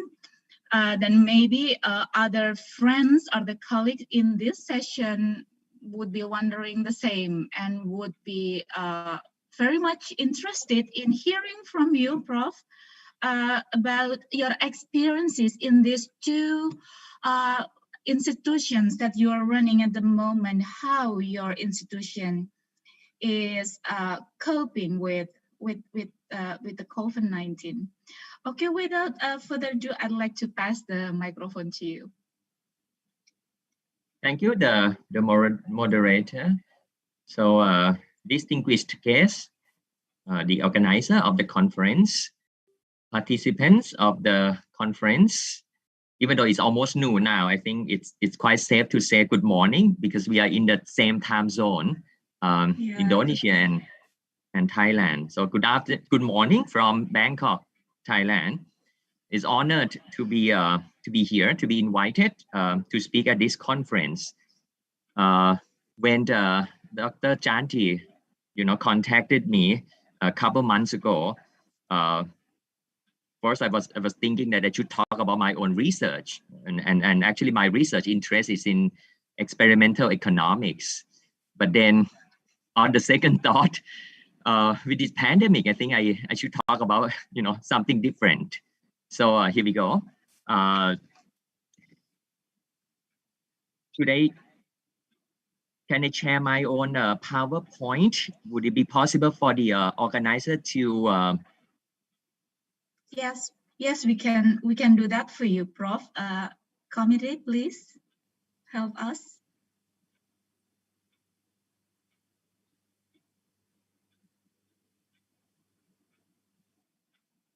Yeah, here we go. I still cannot do it because the Zoom is saying the host disabled. It's shown now, Prof. Can you see it? Oh, okay. The screen? Yeah. Okay, perfect. Then I shall start now. All right. Mm-hmm. Hopefully it will not take long. All right, everybody. Next slide, please. Thank you. Well, yes. Right now, I actually serve several roles. I have a lot of hats here. One is I'm currently the chair of the executive committee of this AIB, or Academy of International Business, Asia Pacific chapter. That's my first role. My second role, administrative position, I am now the associate in for finance and HR at the Mahidol University International College in Thailand. And that's actually a third role here. I also serve as the ASEAN University Network, or AUN QA, or Quality Assurance Assessor as well.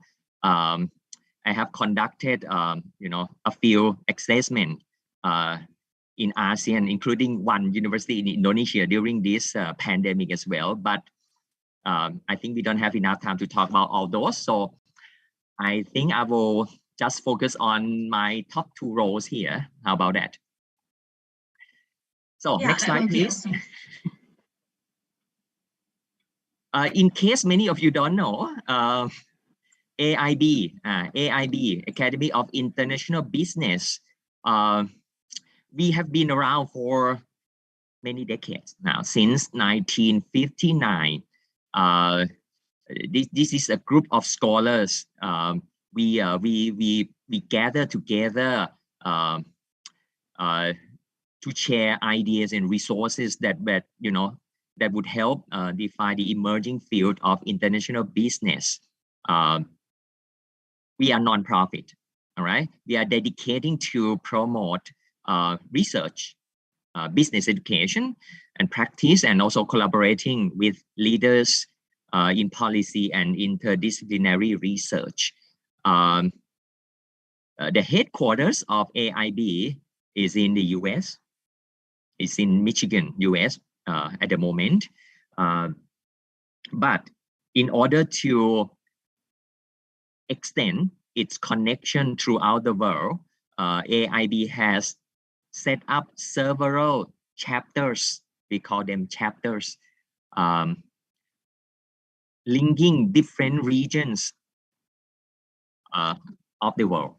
Next slide, please.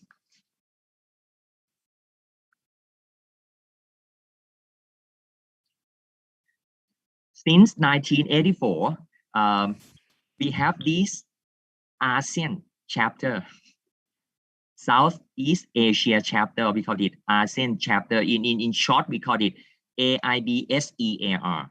All right. So as you could see, it was established in 1984 in Hong Kong. Don't ask me why. A lot of people have asked me, Professor Ying, is Hong Kong a part of ASEAN? Not exactly, but I think there's a long history there. I think many universities in Hong Kong, they had a very good connection and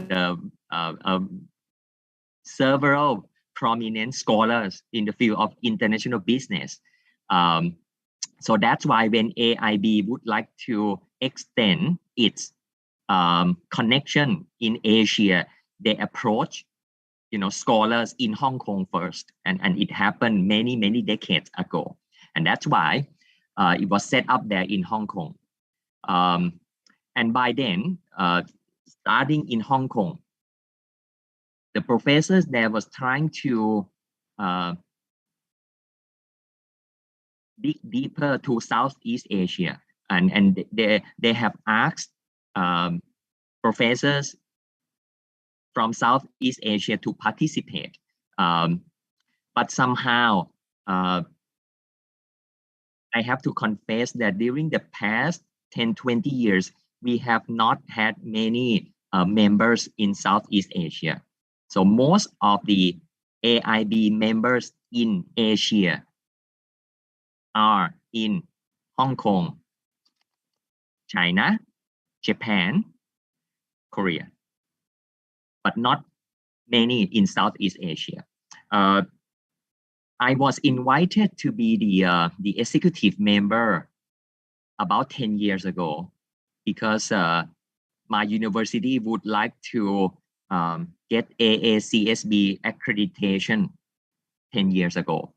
And then we were assigned, one of the universities in Hong Kong was assigned to be our sister university or comparable university. So we got a good connection with, universities in Hong Kong. And that's why eventually, during that time, I was the chair of the business administration division here at Mahidol University International College.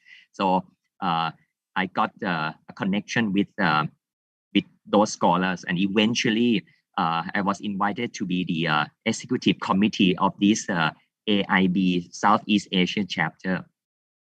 And by then, we had committee members from ASEAN. We tried to recruit committee members from ASEAN. Now we got me, myself from Thailand. We got one from the Philippines. We got one from Malaysia. We got one from Singapore. But we never, sorry to say, we never had anyone from Indonesia. We never had anyone from Vietnam, Cambodia, Myanmar, Brunei, Darussalam. No, never. So it's my job here to come here and somewhat promoting this as well. All right.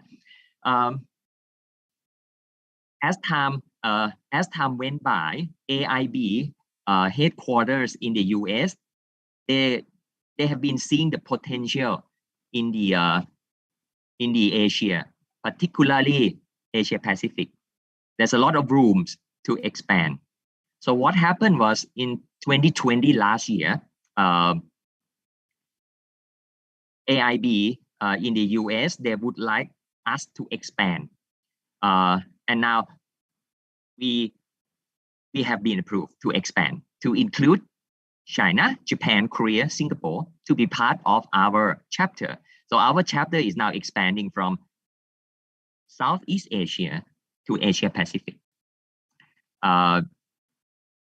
Next slide, please.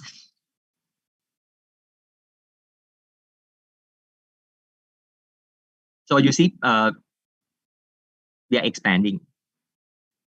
And then pandemic, COVID-19 happened at the same time. So what happened to us? We have always been proud of our annual conference, and we have been set up this annual conference regularly for the past decades. We have planned it in December 2019 that we would go to Cambodia.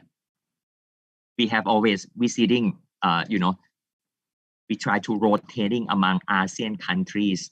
1 year in Malaysia, Penang, Malaysia, 1 year in Bangkok, Thailand, 1 year in Chiang Mai, Thailand. There was 1 year, a couple of years ago, we went to Bali, Indonesia as well. So, and the Philippines too.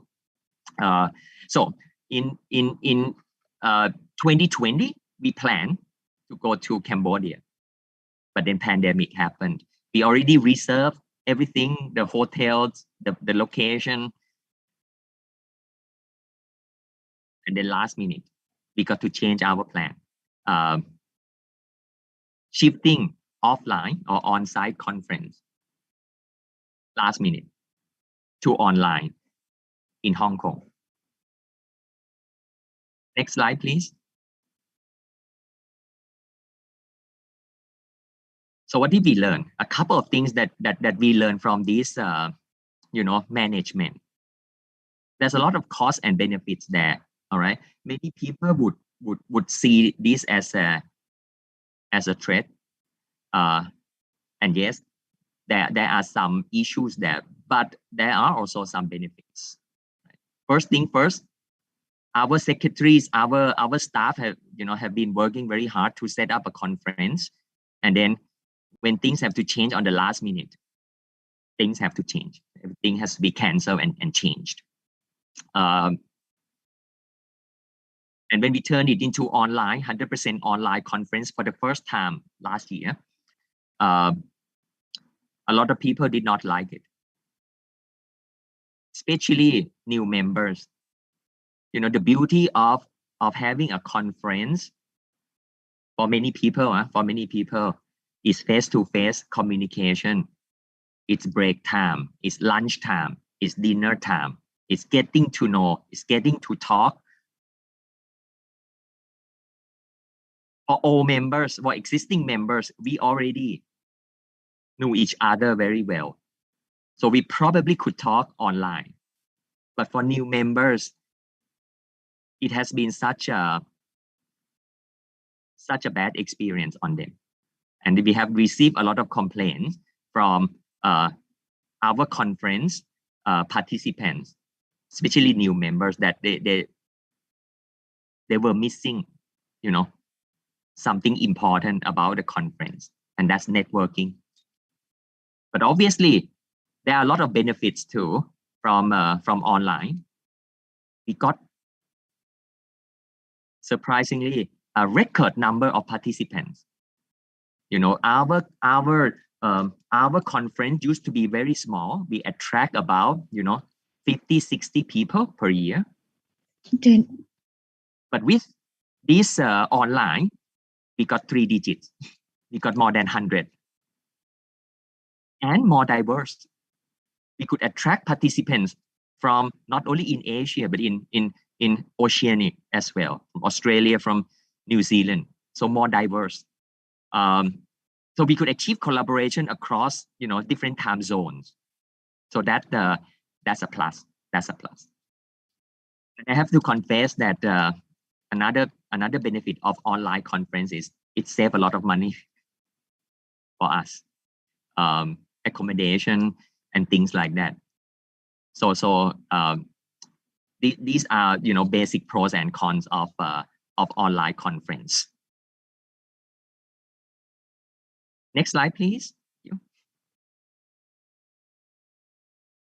This year, I have to promote it. This year, we talk about it December 2020, that, okay, things going to be better.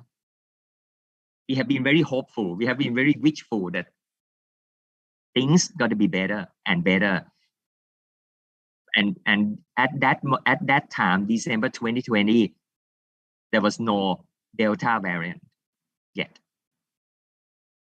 So we plan again that, all right, December this year, it got to be on-site conference. We got to bring back that, that feeling of on-site conference. So me, myself, and the committee member, we met and we agreed that let's kick off this with Bangkok. So let's go to Thailand this year. Let's come to my university, December this year. Let's set it up to be a very big conference, because we have an expanded chapter now with Korea, China, Japan, and Singapore, and more people would join us. Everything is planned. I talked to hotels. I talked to catering, right? Everything. We prepare everything for on-site. And then something happened to Thailand, the Delta variant. So now it's very likely again that it has to be changed. We have to cancel all the arrangements. And very likely that it will be an online conference in December this year at Mahidol University, Thailand.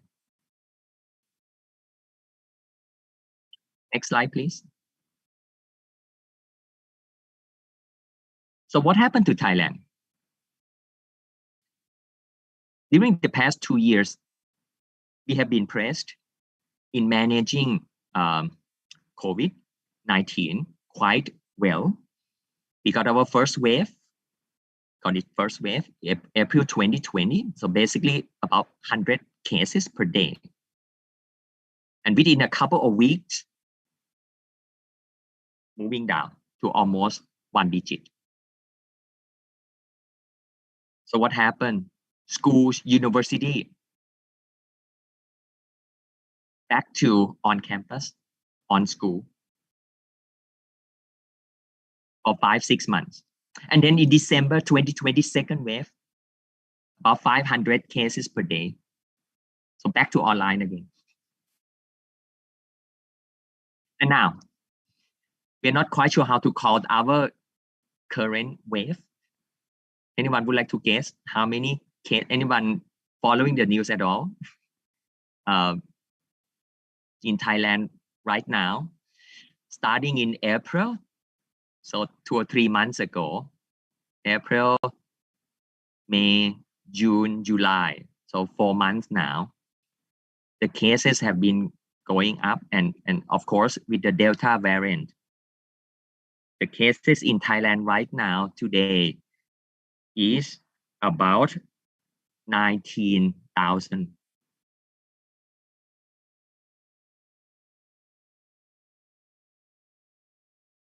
Considering Thailand, we have population of 70 million.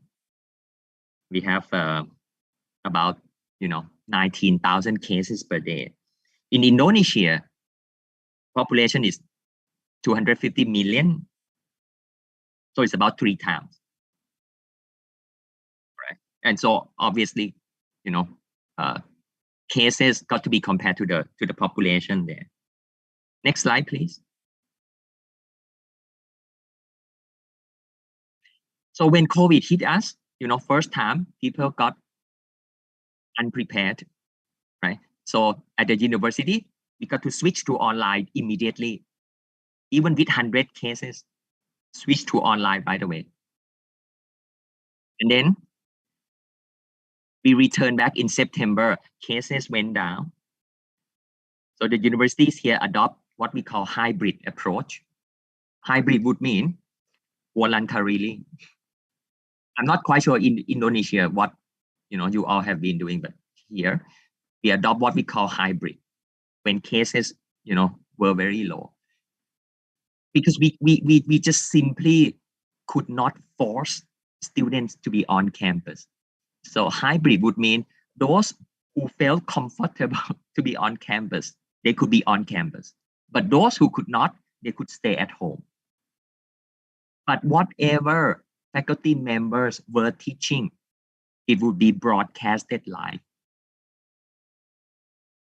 through Zoom, through WebEx, or through other online means.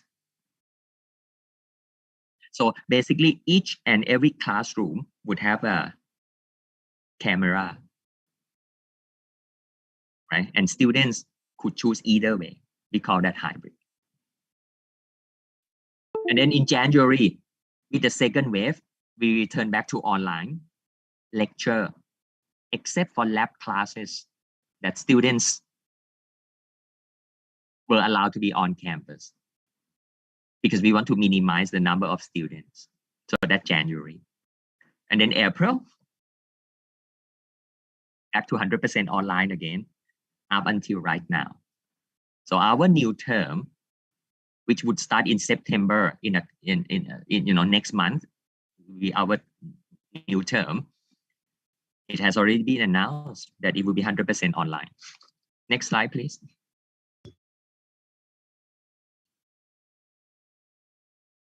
Now, I want to point out this, which I got from a survey of college and university presidents by Insight Higher Education and Hanover Research last year.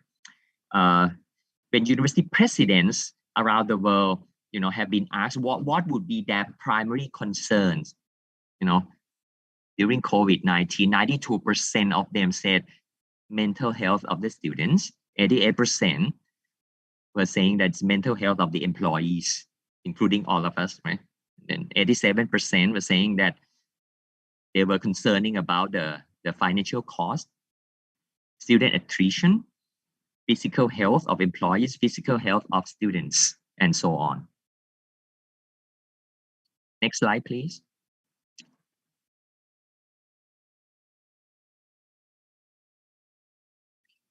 So what we have achieved at Mahidol University in Thailand, all right? We have to change teaching and learning method, and many times last minute as well. But overall, we could say that it doesn't interrupt student study plan and graduation. We try to, strive through this pandemic without much interruption. Right? And we are really proud that our faculty members have been able to adapt to online teaching and assessment as well, not just only teaching, but assessment as well, in a very short period of time. At our university, we've been trying to push our faculty members to do online courses, things like that for years now, and nobody participating. But with pandemic, within just 2 or 3 weeks, everybody turned everything to online. All right, and we're trying to perfect it every term, right? Next, vaccination. Oh, can you go back one slide, please? Sorry. Thank you. Vaccination to faculty, staff, and students. Vaccines were not sufficiently provided to everybody. So when the government allocating some vaccines to us, we got to coordinate, who would get the vaccination first. And we got into a lot of issues at our international college because more than about 50% of our faculty members are foreigners, are foreign faculty members. And unfortunately, in Thailand, foreigners are not getting the high priorities of getting vaccines. So we have been really need to coordinate with the government officials that you got to provide vaccine to foreign faculty members as well and foreign staff members as well, and students too. All right, because Thai faculty members or Thai students, we could get vaccines through government scheme, but foreigners not getting the priorities. So it's got to be university responsibility to push for that. And that doesn't mean that there's no problem. There's a lot of issues too, because some foreign faculty members and some foreign students, they don't prefer the vaccine that the government is providing.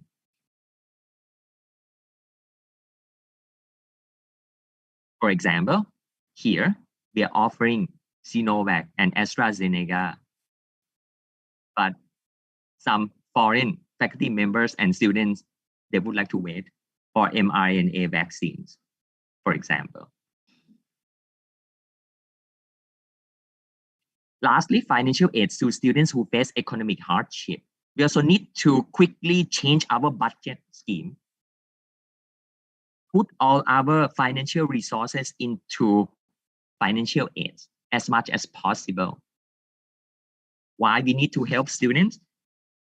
Because you probably have heard another presentation in New Zealand already, but Thailand is even more depending on tourism our tourism sector representing about 15% of our GDP. And the tourism sector employ approximately 10 million workers.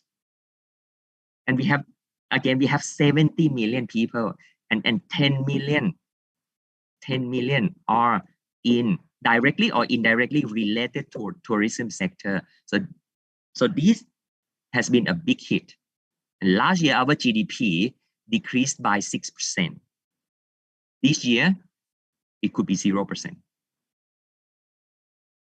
So yes, many of our students really face economic hardship, and they may not be able to go on with their studies. Next slide, please. Now, there's still a lot of challenges that we are not quite sure that we can overcome. And I know it has been very sad that even in Thailand, there has not been much of the sharing session among universities, how difficult you are facing and how difficult I am facing, because every university is trying to survive by themselves. So cross-country sharing experience, or like this, is even rare, very rare. So as an administrator of the college, we have received a lot of concerns and complaints from students. One thing would be many students, we feel sad for them because they don't have this experience, college life experience, especially freshmen. When they join the university life, they just didn't have it. It just turned to be online for the past 1 or 2 years. In our business program, we are proud of sending students out to internships, but internships cannot happen with COVID-19.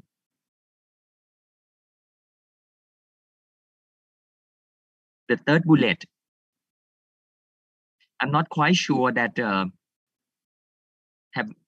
in academic, have we actually talked about this at all? But academic dishonesty has been widespreading among students. I know faculty members, we're trying to be smarter as well. We're trying to install program, locking the screen, the browser of the students when they take exam online. But again, they got multiple devices. It's almost impossible to control this. So academic dishonesty has been a big issue, but again, not many people talk about it. We just wish that the pandemic will be over, and we are going to bring students on campus, and we could monitor their academic honesty better when they are on campus. Some students just could not go on. They got to quit the program or delay the program. Exchange visiting programs, impossible. Yeah, we have received a lot of cancellations. For faculty members, for staff members, everybody got to be adaptive to this work from home, which is not easy. And many of my staff members, they just cannot handle 2 roles, right, at the same time. And up until now, people still worry about health and safety concern. And lastly, it's not only about us, but when the economic condition of the whole country is going down, all the stakeholders have been affected, including donors, including donation, alumni involvement have been, frankly speaking, disappearing. Next slide, please.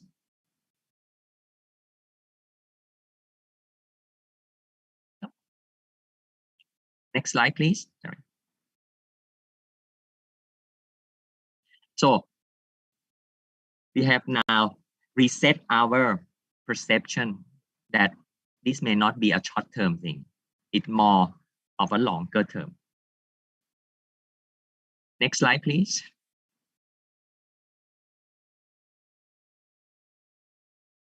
Just to update to all of you here in Thailand at this moment, the students have been grouped together and demand universities, all universities, to reduce tuition fee by 50%. Why? Economic hardship is one thing.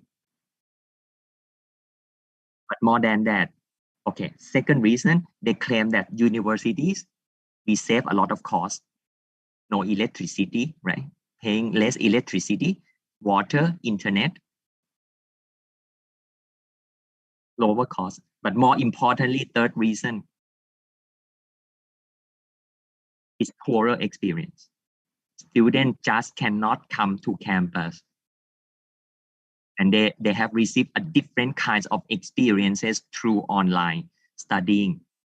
And even though how much we try to claim to them that you still achieve the same learning outcome, on the perception of the students, they have a different point of view.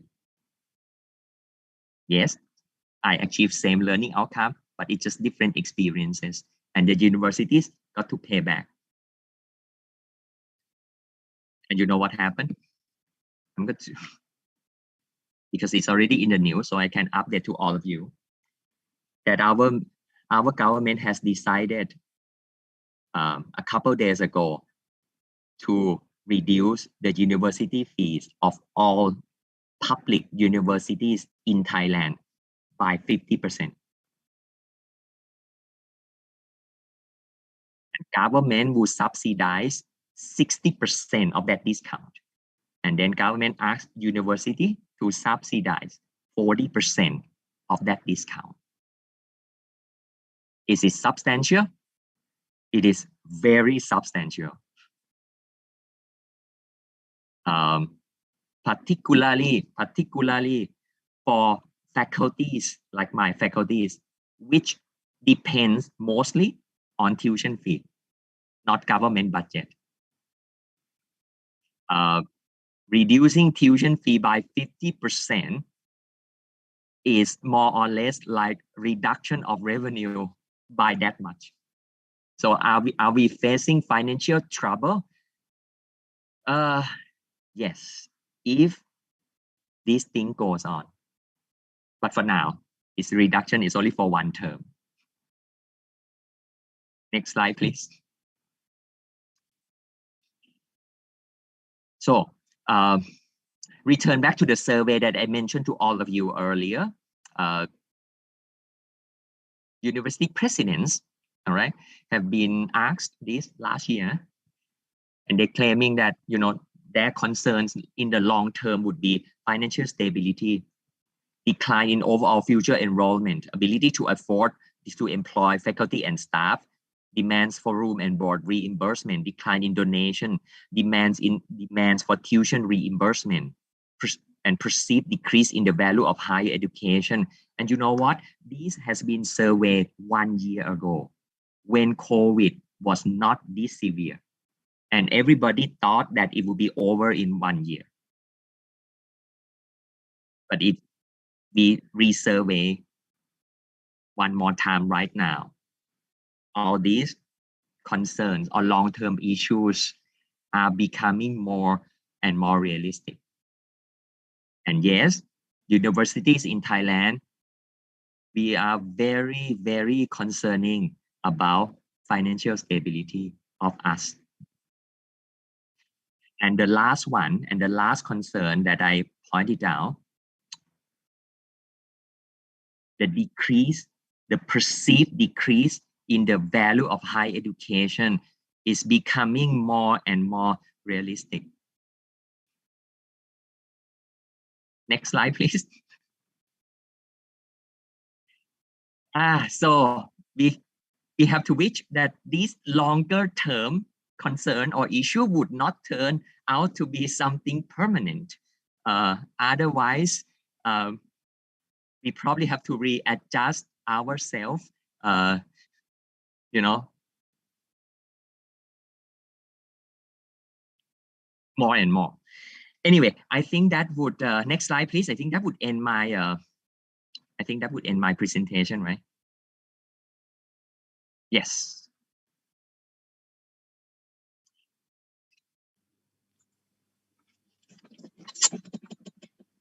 All right. Thank you so much, Professor Ingyot. So, yeah, what I can learn from the professor, what you shared today is like sending a message to everyone here, especially who those are working in a university, that we are not alone, because university in Thailand are facing pretty much the same. Okay, for example, I tried to summarize some particular like challenges. For example, for everyone, students and university staff, adaptation to work from home are quite something. For example, in our university, because usually everyone got their own personal computer installed in a workstation, but now the university has to somehow buy laptops so that the staff can bring one at home for the work from home mode. And then, of course, the student lack of college life experiences, especially the freshmen, the 2020 students. We are a little bit concerned about the same things.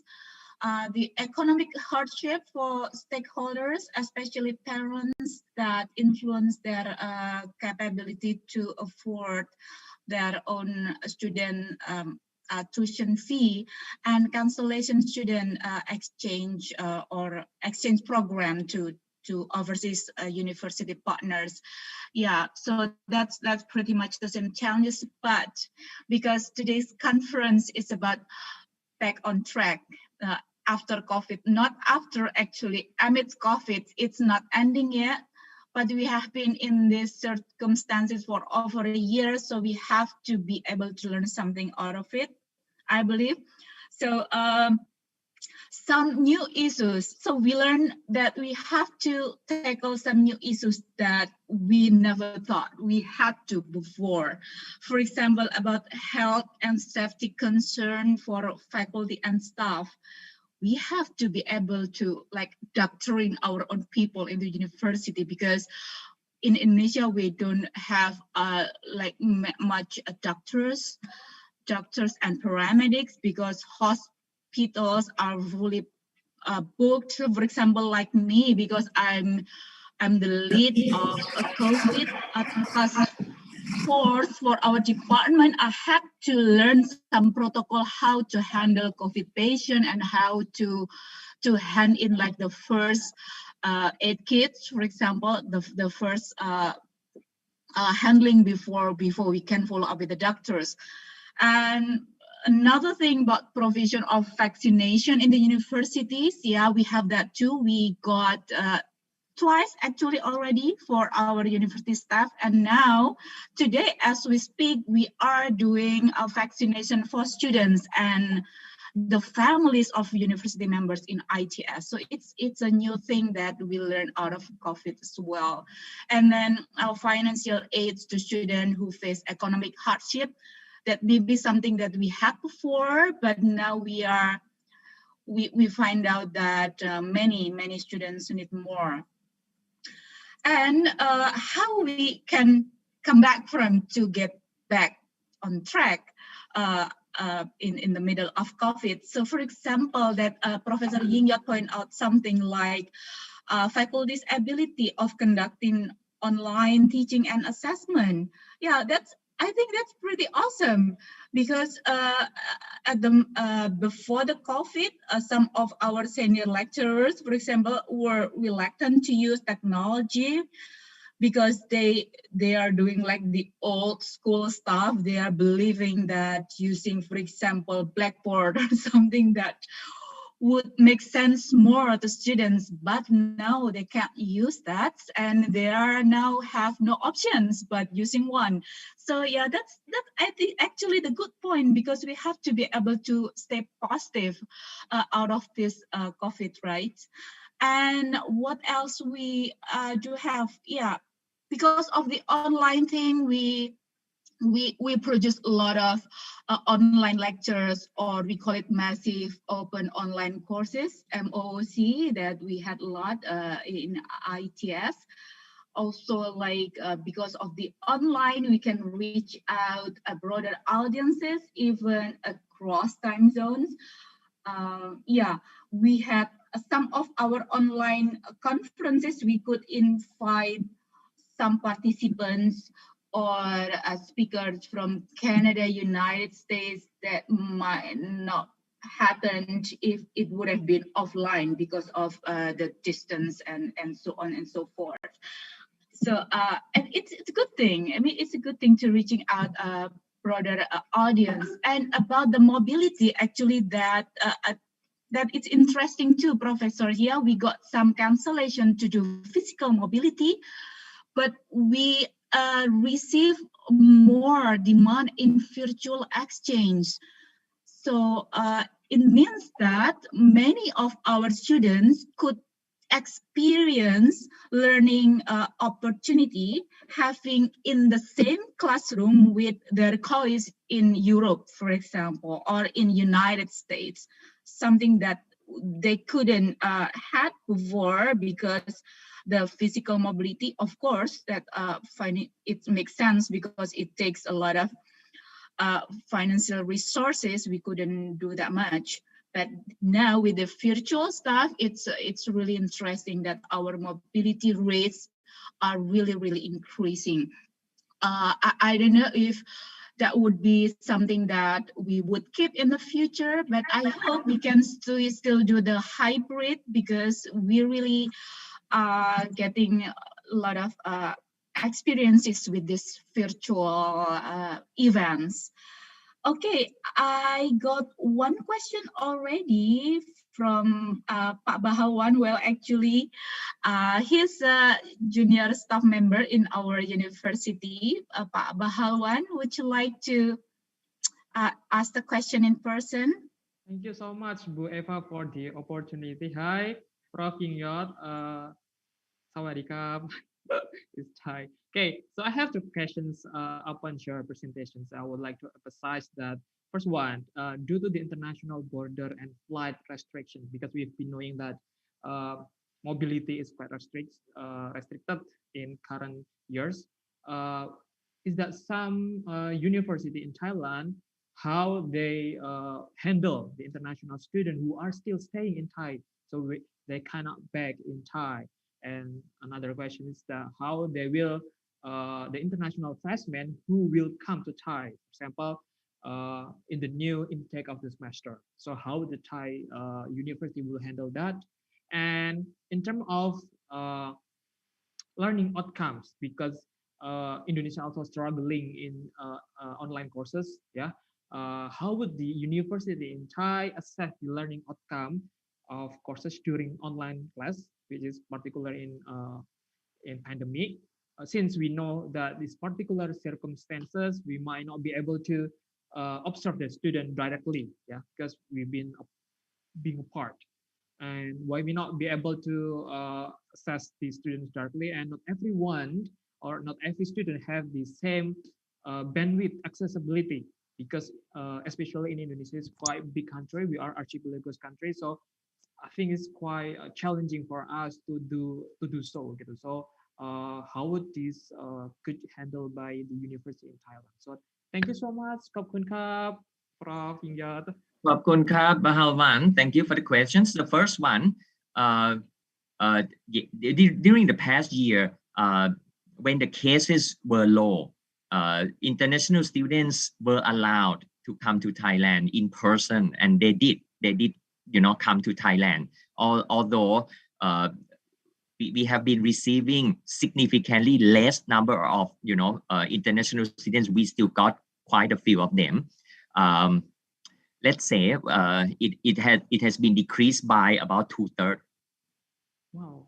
But some of them could still come to Thailand. When last year, when cases were not this bad, and when they came to Thailand, we advised them to wear masks, keep social distancing, this and that.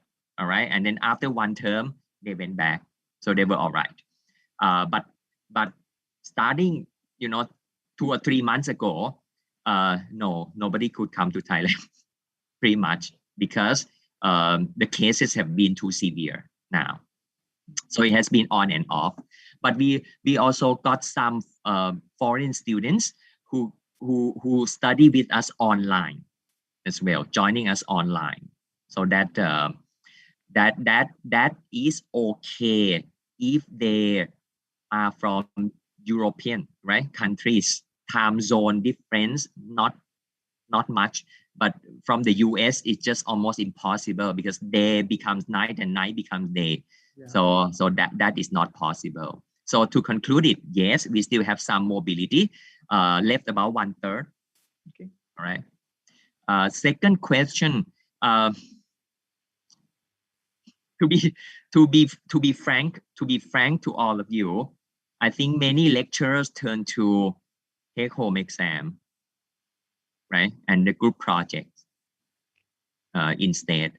And we keep using the word trust, that we trust our students' honesty, even though I think we know by ourselves that sometimes we just cannot trust that, but we trust them. And for take-home exams or take-home projects, the best that we could do would be to check for plagiarism, right, in the computer program. That's pretty much what we could do. All right. And that's why it becomes a challenge. I put in my PowerPoint that we all keep praying that this whole thing would be over very soon, but we just really don't know. Okay. Thank you so much. That's pretty much cover my questions. Thank you, everybody. Yeah, thank you, Pak Bahawan. Yeah, I agreed with Professor Yingyo that the assessment could be based on take-home project. Well, we have to be grateful because we are working in business and management area. I couldn't imagine if we worked on science, for example, that rely on our research on laboratory, working on chemical stuff. So thanks God. For example, the business organization is everywhere. We can just send our student out and they can do the observation by themselves in wherever they are located at the moment. Yeah, I got a love note from the committee that our session is up. Unfortunately, I don't know if we have another question, maybe one more. Last chance, you guys? No? Professor, it's been lovely to have you today. I hope that we can continue our collaboration with AIB because you said there is no Indonesian, so we like to be your partner if possible. I mean, not me, I'm not an IB guy, but we have Bujanti. She is an expert of international business and I'd like very much to support her to extend our collaboration with Professor Yingyo. Thank you so much. Thank you everyone for having me, and have a good day, and hope we can collaborate more, particularly on the AIB. Thank you very much. Thank you. Thank you. And for our gratitude, I'd like to present an appreciation certificate. Do we have one? Yeah, please, professors, accept our gratitude to you. Thank you so much. So everyone, thank you for being with us in the second session of the keynote. Hope you enjoy the rest of the conference. I pass the microphone back to the Master of Ceremony.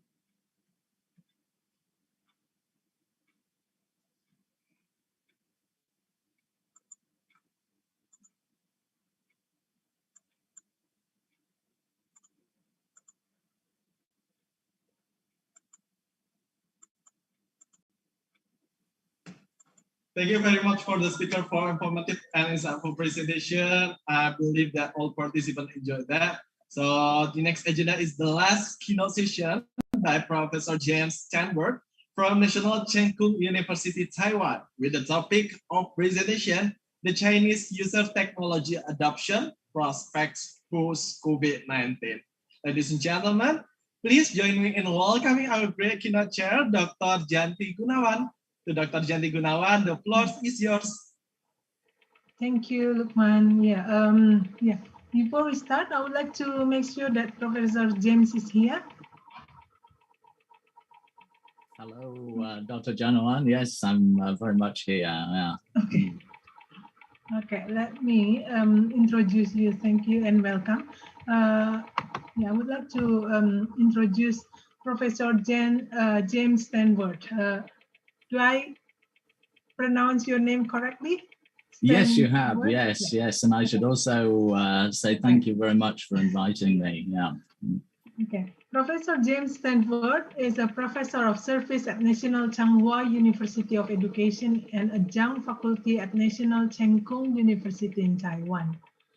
He is a British national who has worked in Taiwan, Singapore, and China.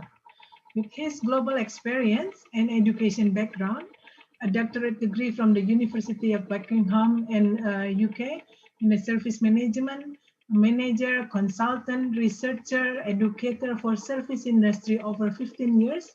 We would like to share with you today, and also I would like to add his extensive skills. Yeah, he has trilingual skills. Professor James speaks English, French, and Chinese. So today, Professor James generously would like to share with us his knowledge about work-related theory from indigenous psychology, sociology, philosophy to qualitative method. Professor James has been living and working in the Greater China region for over 15 years. His topic today is about the Chinese user technology adoption prospect for post-COVID-19. Because thank you, we hear different industry session today from tourism, education, and today we talk about more about the technology part. So his work so far directs toward interaction with customer and within the firm, technology-mediated service, and employee motivation. The Chinese, with visible global economic, social, and political significance, operate a distinct system of value and norm that bind people from across China, Hong Kong, Taiwan, Singapore, and Korea. So we are lucky, very lucky today that we learn from someone who knows what's happening in China's technology, and legacy of Taoist, Confucian philosophical thought shape the Chinese worldview, which impact the theory and practice of management in ways that are largely still unexplored. Its direction in his research is connected by the desire to challenge accepted wisdom with explanation of what is going on in context and to drive advances in theory and management practice. So without further ado, we welcome Professor James to the floor for about 30 minutes presentation. Professor James, is it okay? It's probably between 30 and 40 minutes, I think. But yeah, there we are. Yeah, okay. That's great. Yeah. So the floor is yours. Thank you. Great. Thanks very much, Dr. Gunawan, for such a nice introduction. And thank you very much, too, for inviting me here today. That's a great pleasure, a great honor. And of course, thank you, Nabila, for also running around and doing all the organization which has made it so smooth. So I think we're all talking probably from our homes or different places in this pandemic situation. And I'm sorry, I've got these giant earphones on to try and give some decent audio.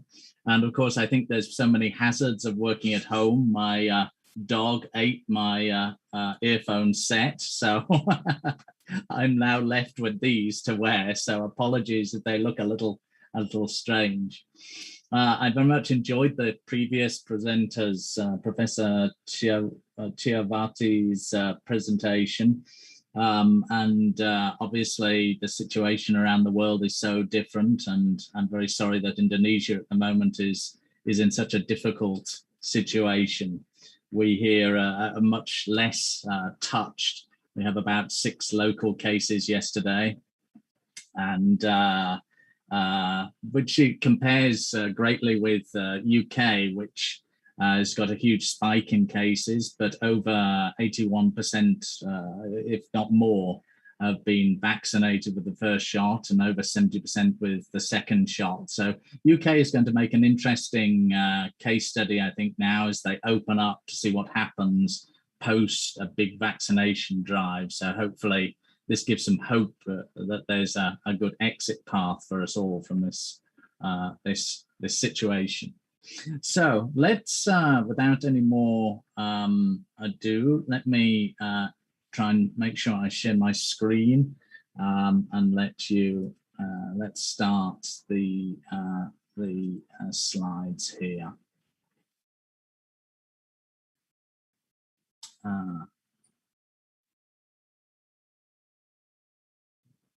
Just open this up a little bit. So, Dr. Gunawan, are you seeing my slides now? Yes, very clear, very clear. Great, excellent. So, as you mentioned, I've been based out in the Far East now for about 15 years. And after this time, I can safely say that culture is a very real thing. We often in our management theorizing, and I think in our practice, we kind of often overlook the fact that culture influences the way people think, the way people behave, and the very way that we construct objects around us. And that includes technology. And when we see some of the technologies around us, we actually see that they have very distinct localized flavors in the way both the technology is just actually physically constructed and the way that people interact and think about technologies varies considerably across the world, whether we're in the Far East here or whether we're back in UK. And being based here, I've started to understand, become interested in what that means. And what I want to do today is talk a little bit about some of these differences and the impacts that they start to have in terms of how people think and engage with technologies. And what I want to do is focus on 2 particular kind of technologies, self-service technologies, and one that's much closer to home, which is that of online learning and how we learn online.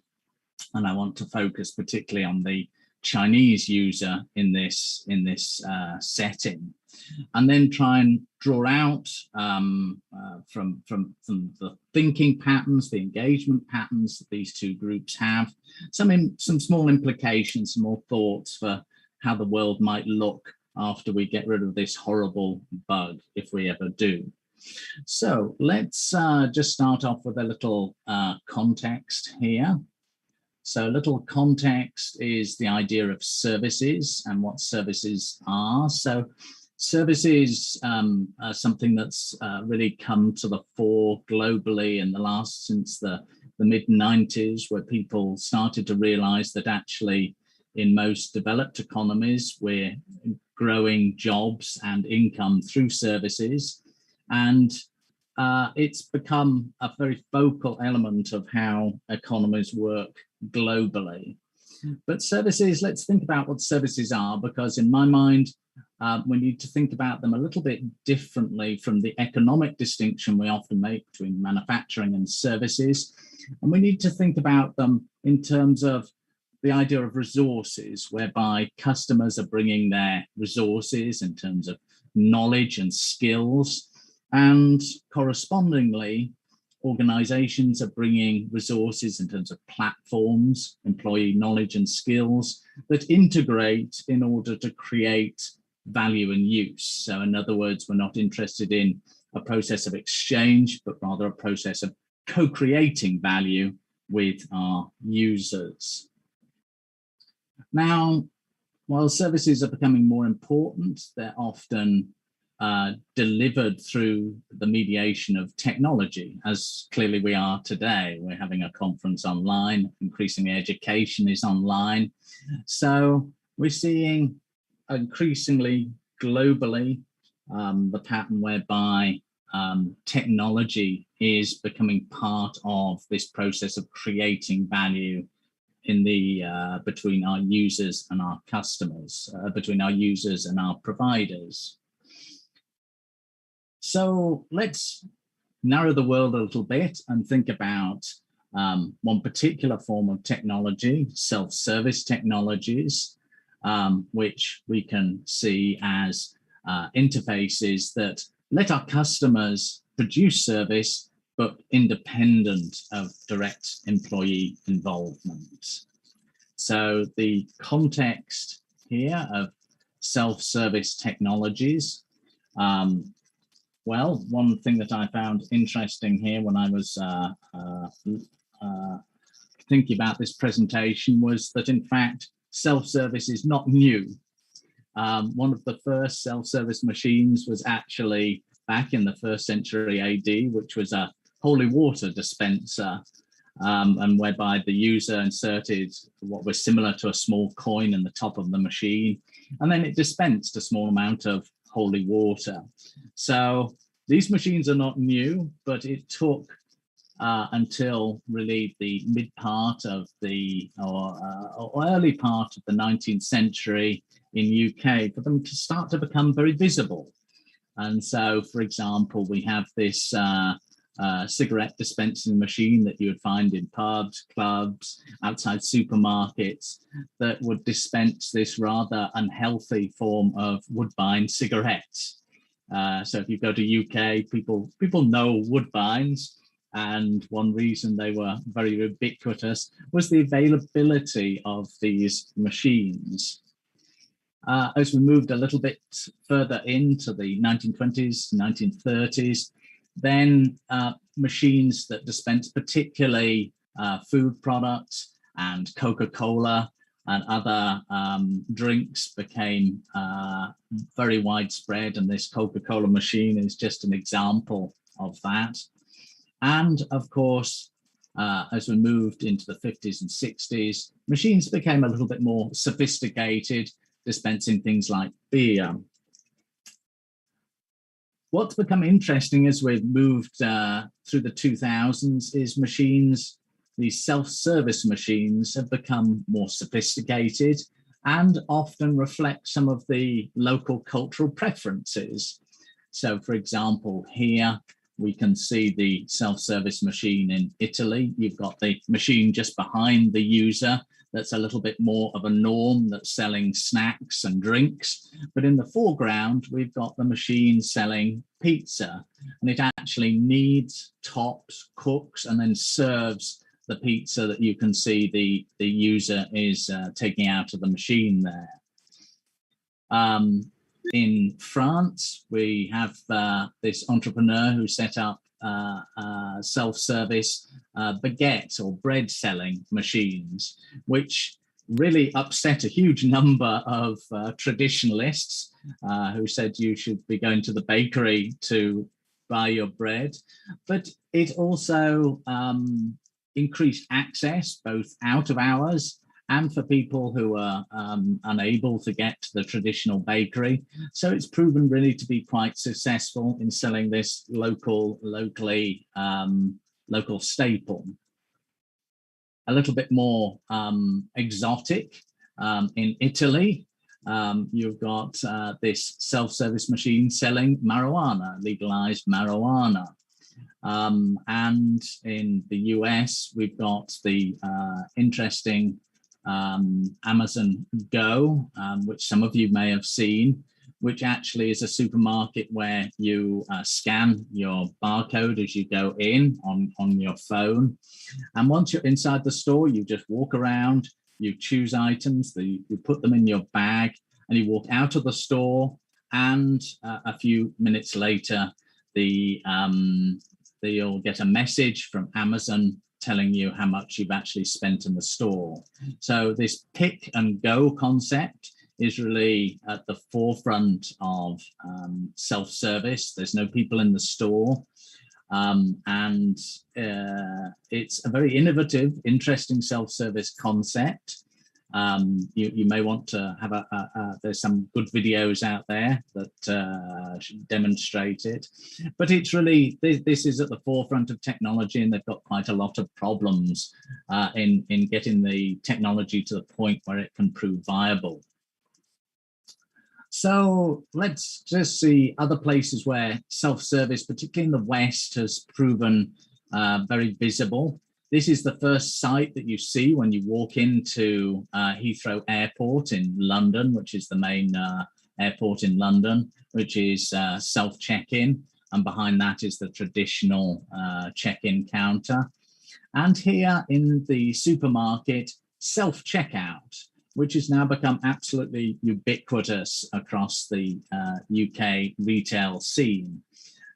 So here we've got customers walking, looking to check out. They're going to handle the checkout themselves. I think at the back left, you just got one member of staff who's on hand to service any support needs of customers here. And to the right, you've got the traditional checkouts. And I should say here, you've got all ages that are coming to use this form of technology, both the young, the old. My mum, who's 80, is a happy self-checkout user, which is fairly typical. So the growth of self-service, let's think about what this actually means in terms of numbers. So here, looking at the US market, we can see on the y-axis, we're looking at US millions in dollars, and years across the x-axis here. And we can see very quickly an unambiguous growth trend in the checkout market, self-checkout market size. And the first 3 years are grey because the actuals and the 2019 to 2027 are projected. So clearly it's becoming a core part of Western and US retail. I think the other point of note here is that the cash-based element is giving way to an increasingly cashless based. In other words, people are using cards and other forms of transaction type that isn't cash on the machine. Contactless payment generally. So let's add in now this other component I wanted to talk about, which is service and online learning. So online learning, something that's now part of our lives, instruction that's delivered on a digital device of all sorts of hues, is intended to support learning. And this is where, in this next part, we can see it's very much has parallels to self-service, in that online learners are left to solve their own problems, manage their own learning needs in the absence of immediate support. So that's why in many ways it's quite similar to self-service. And I thought just to include one of my own online classes here. This is probably something that we're all so familiar with, and I've got my class spread across about 4 screens here. So as the previous speaker says, we're all starting to assimilate our own knowledge about how to make online learning work successfully in this environment, and that's both from an instructor's point of view and of course from the learner's point of view. Let's sort of see the scale of online learning. So online learning, well, already by 2015, a number of students taking a massive open online class surpassed 35 million. And we've got the rise of significant online platforms, for example, Coursera, Udemy, and edX. edX being one of the original founders of the massive open online class movement in the US. And there's a continued expected growth of 11% to 2025. So these numbers look very interesting. They're quite clearly substantial. But what we should remember is that the numbers I'm showing here largely are US centric. These numbers reflect what's happening in the US space. So those platforms are all US centric. The numbers are US centric. And there was pre-COVID a rather different situation in the Far East.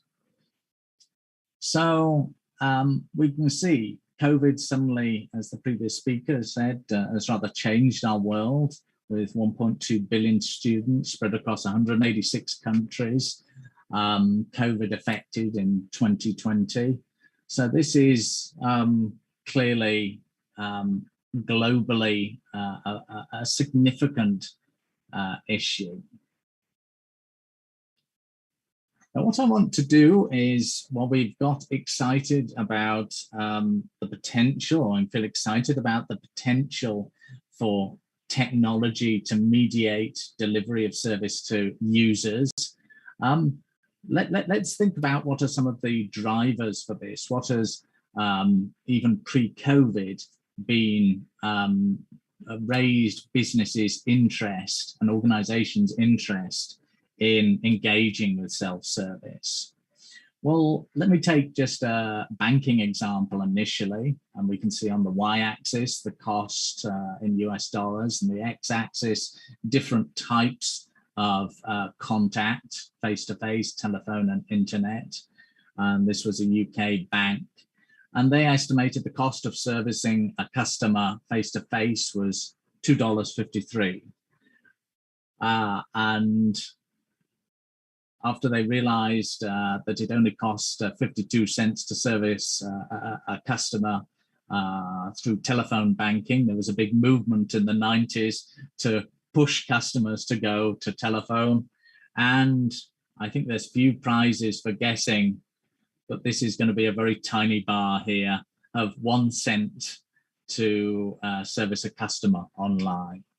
So the argument there is, there is no argument. You can either service 253 customers or 1 customer.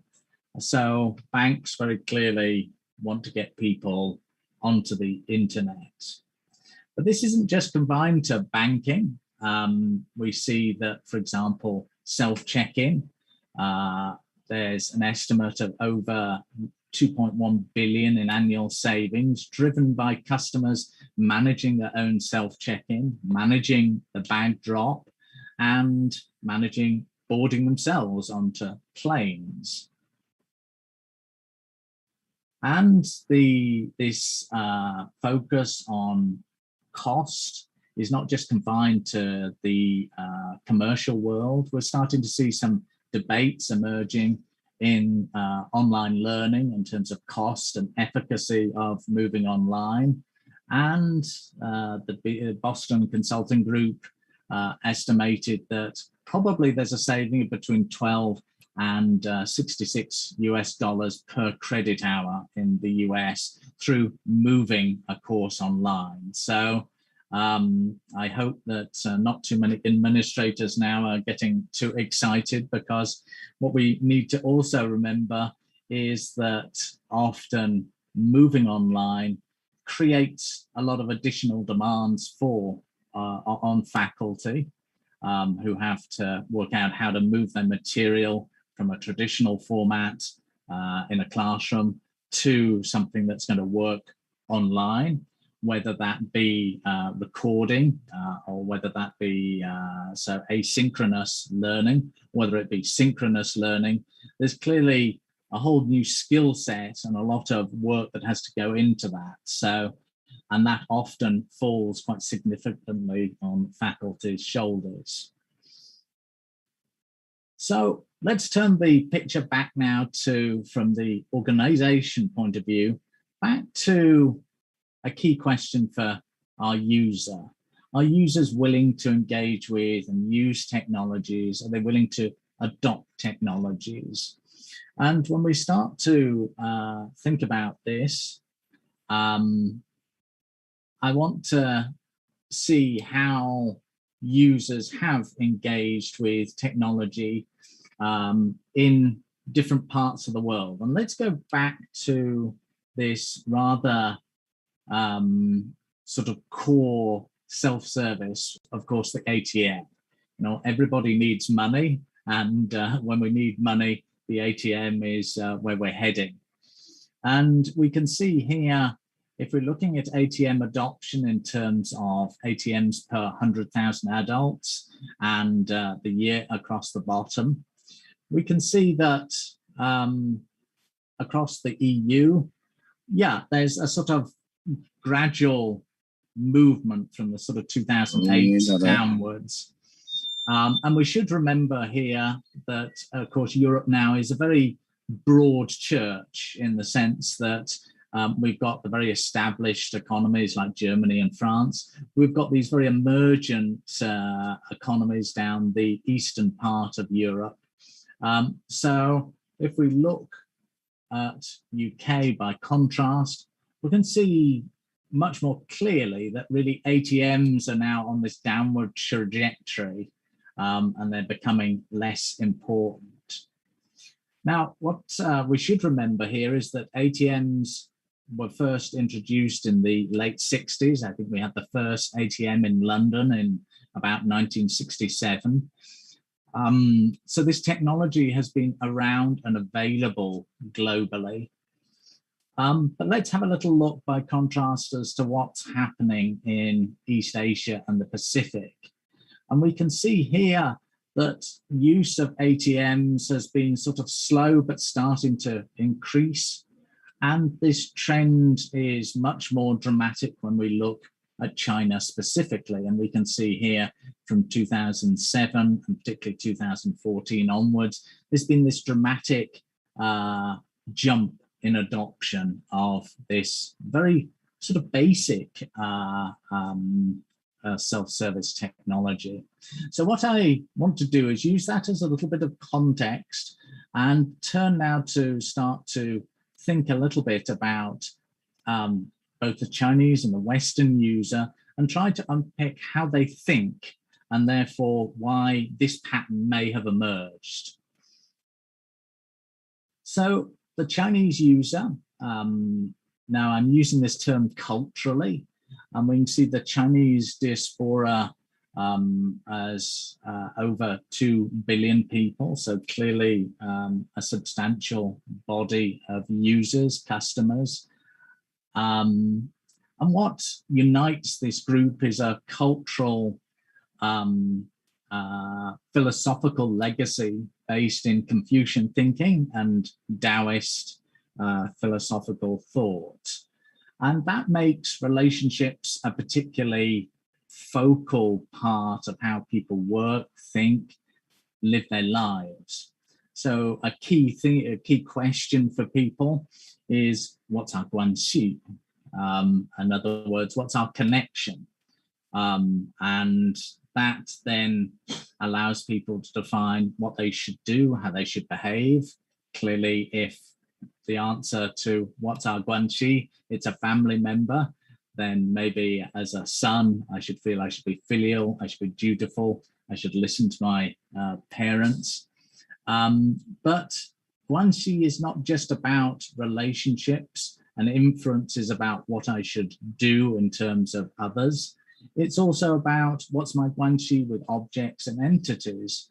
And so therefore, people are naturally going to be asking, what's my guanxi with self-service technology? What's my guanxi with online? And therefore, how should I behave? So we see here parents often in that relational logic, often spend time teaching kids about how to get along, how to behave harmoniously, how to perhaps sacrifice a little bit of what they want to do for the more common good to create a harmonious playtime. Chinese user also lays heavy emphasis on experiential knowledge, so experience-based knowledge that accumulates over time. So we can see that really epitomized in Chinese medical practice, for example, that's very experientially based. And this translates into a very specific form of thinking that we can call a naive dialectic or holistic thinking, where users are thinking about their connections with not just a specific object like self-service, but all sorts of elements that are in the environment, including people around them, other users, and people that are directly connected to them, family, friends, maybe other students. So there's an emphasis in this type of thinking, not just on what something is, but a sense of how things are becoming, an emphasis on change. So customers tend, in our research that we've been doing so far, don't focus on what self-service technologies are, but often talk about them as a process of how service is evolving, how it's the pattern of how we deliver service is changing. What's interesting too is that Chinese thinkers often hold multiple and potentially contradictory meanings when they're thinking about self-service. So self-service can be, in the consumer's mind, something that's both convenient but also uncertain, amongst many other meanings. And the user is often searching for what we call the middle way, 中庸, which means that they're thinking that specific moment about whether to engage, whether, for example, self-service will cause inconvenience to others, or whether it's going to be appropriate to use it where they might do something to cause loss of face to perhaps a family member, and then that's likely to mean that they're less likely to engage with technology. So here they're thinking about a wide range of factors, which contrasts with our Western user and our Western customer with very different background. And this is what we need to remember. There's the influence of Christianity, Greek philosophy that gives a certain focus on rational logic, and the Enlightenment, so the importance of natural science. And this gives rise to what Nisbet and his colleagues call analytical thought patterns. So where the Western customer has a very strong orientation to figuring out what something is in terms of its categories and its properties, and then using these properties to explain behavior. So let's take an example here that takes you all back to high school, which of course is the periodic table. And if you think about the periodic table, what's happening here is we've got elements that are defined, and then they're categorized according to their properties. So for example, we've got gases over on the right, helium, argon, krypton, that have certain properties, and therefore they fit in that category. So here we're very much concerned with defining what something is, its properties, and then inferring things from those properties. So parenting, in where parents bringing up their kids in the West, they're often spending time focusing on getting the kid to define what something is. This is a pencil. And then, okay, what color is this pencil? So they've got the pencil and its corresponding properties. And this kind of thinking, this analytical thinking, focuses on the principle of non-contradiction. In other words, something has to be something definitive, and it can't hold multiple meanings. So now in this way of thinking, people are encouraged to express why they like or dislike self-service. Overall, I like self-service because it's something and it represents something. So I can't hold multiple meanings or multiple contradictory meanings, because it's going to lead me to feel a sense of psychological discomfort, what Festinger calls a sense of cognitive dissonance, that I'll feel a sense of unease, that I can't precisely express whether this is something that's good, it's bad, whether I like it or dislike it. I have to resolve that and arrive at a certain view on self-service or the object that I'm focusing on. So there's that tendency in the Western psyche towards this kind of psychological behavior.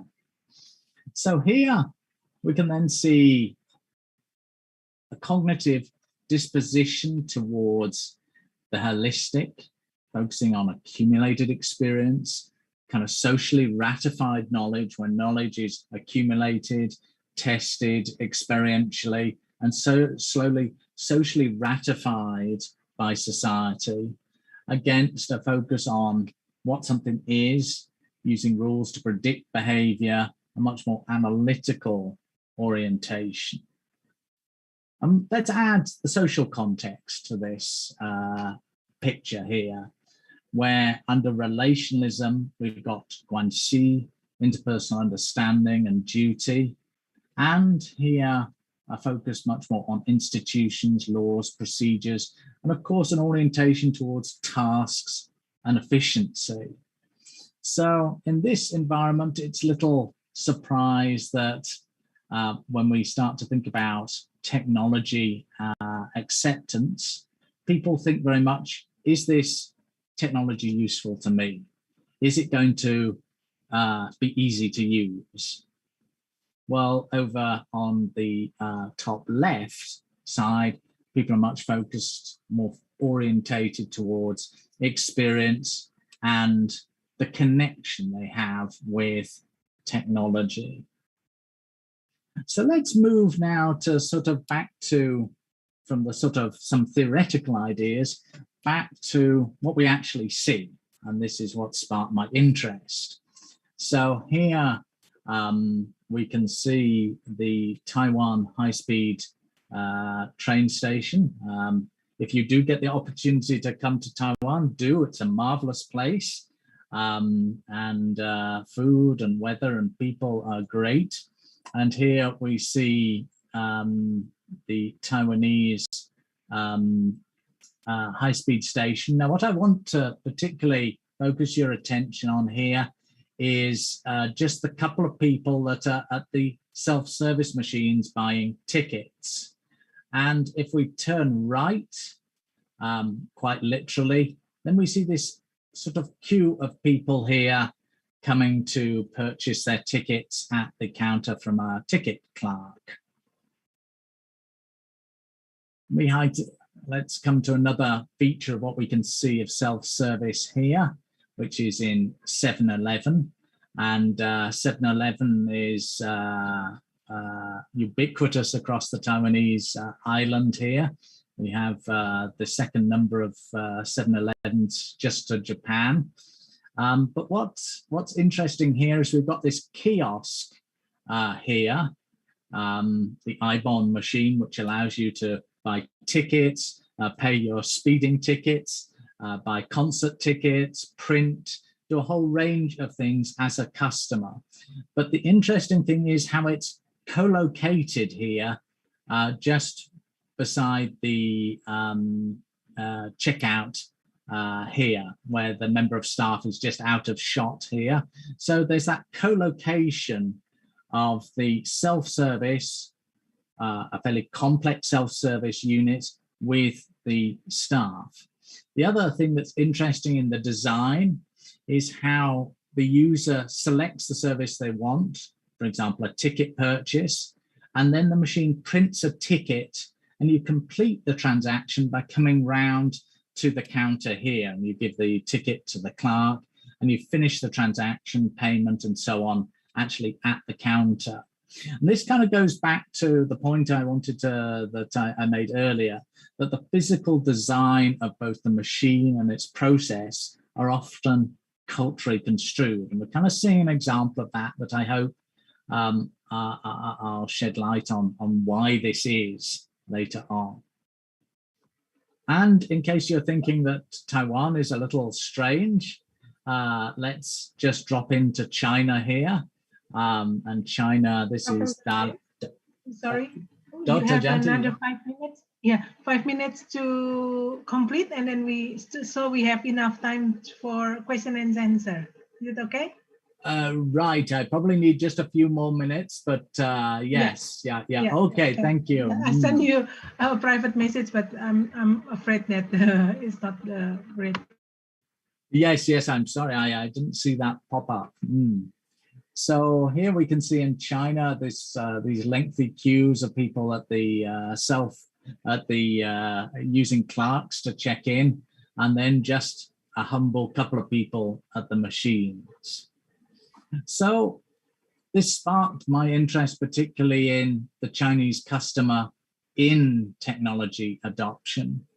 And what we did was a piece of research to try and understand some of the metaphors that they use for engaging in self-service. And a number of metaphors include the sense of instrumentality. We've got convenience set against uncertainty. What's this machine going to give me? A sense of sociability. Customers talk about desolate, I'm going to feel alone, but also progress, that by talking about something fresh, I've got that opportunity to engage with others. There's that question of initiating connection with a machine that customers see as pretty dead, just a machine, but also potentially something that's comfortable because I don't have to think about all the social niceties of interaction with a human being.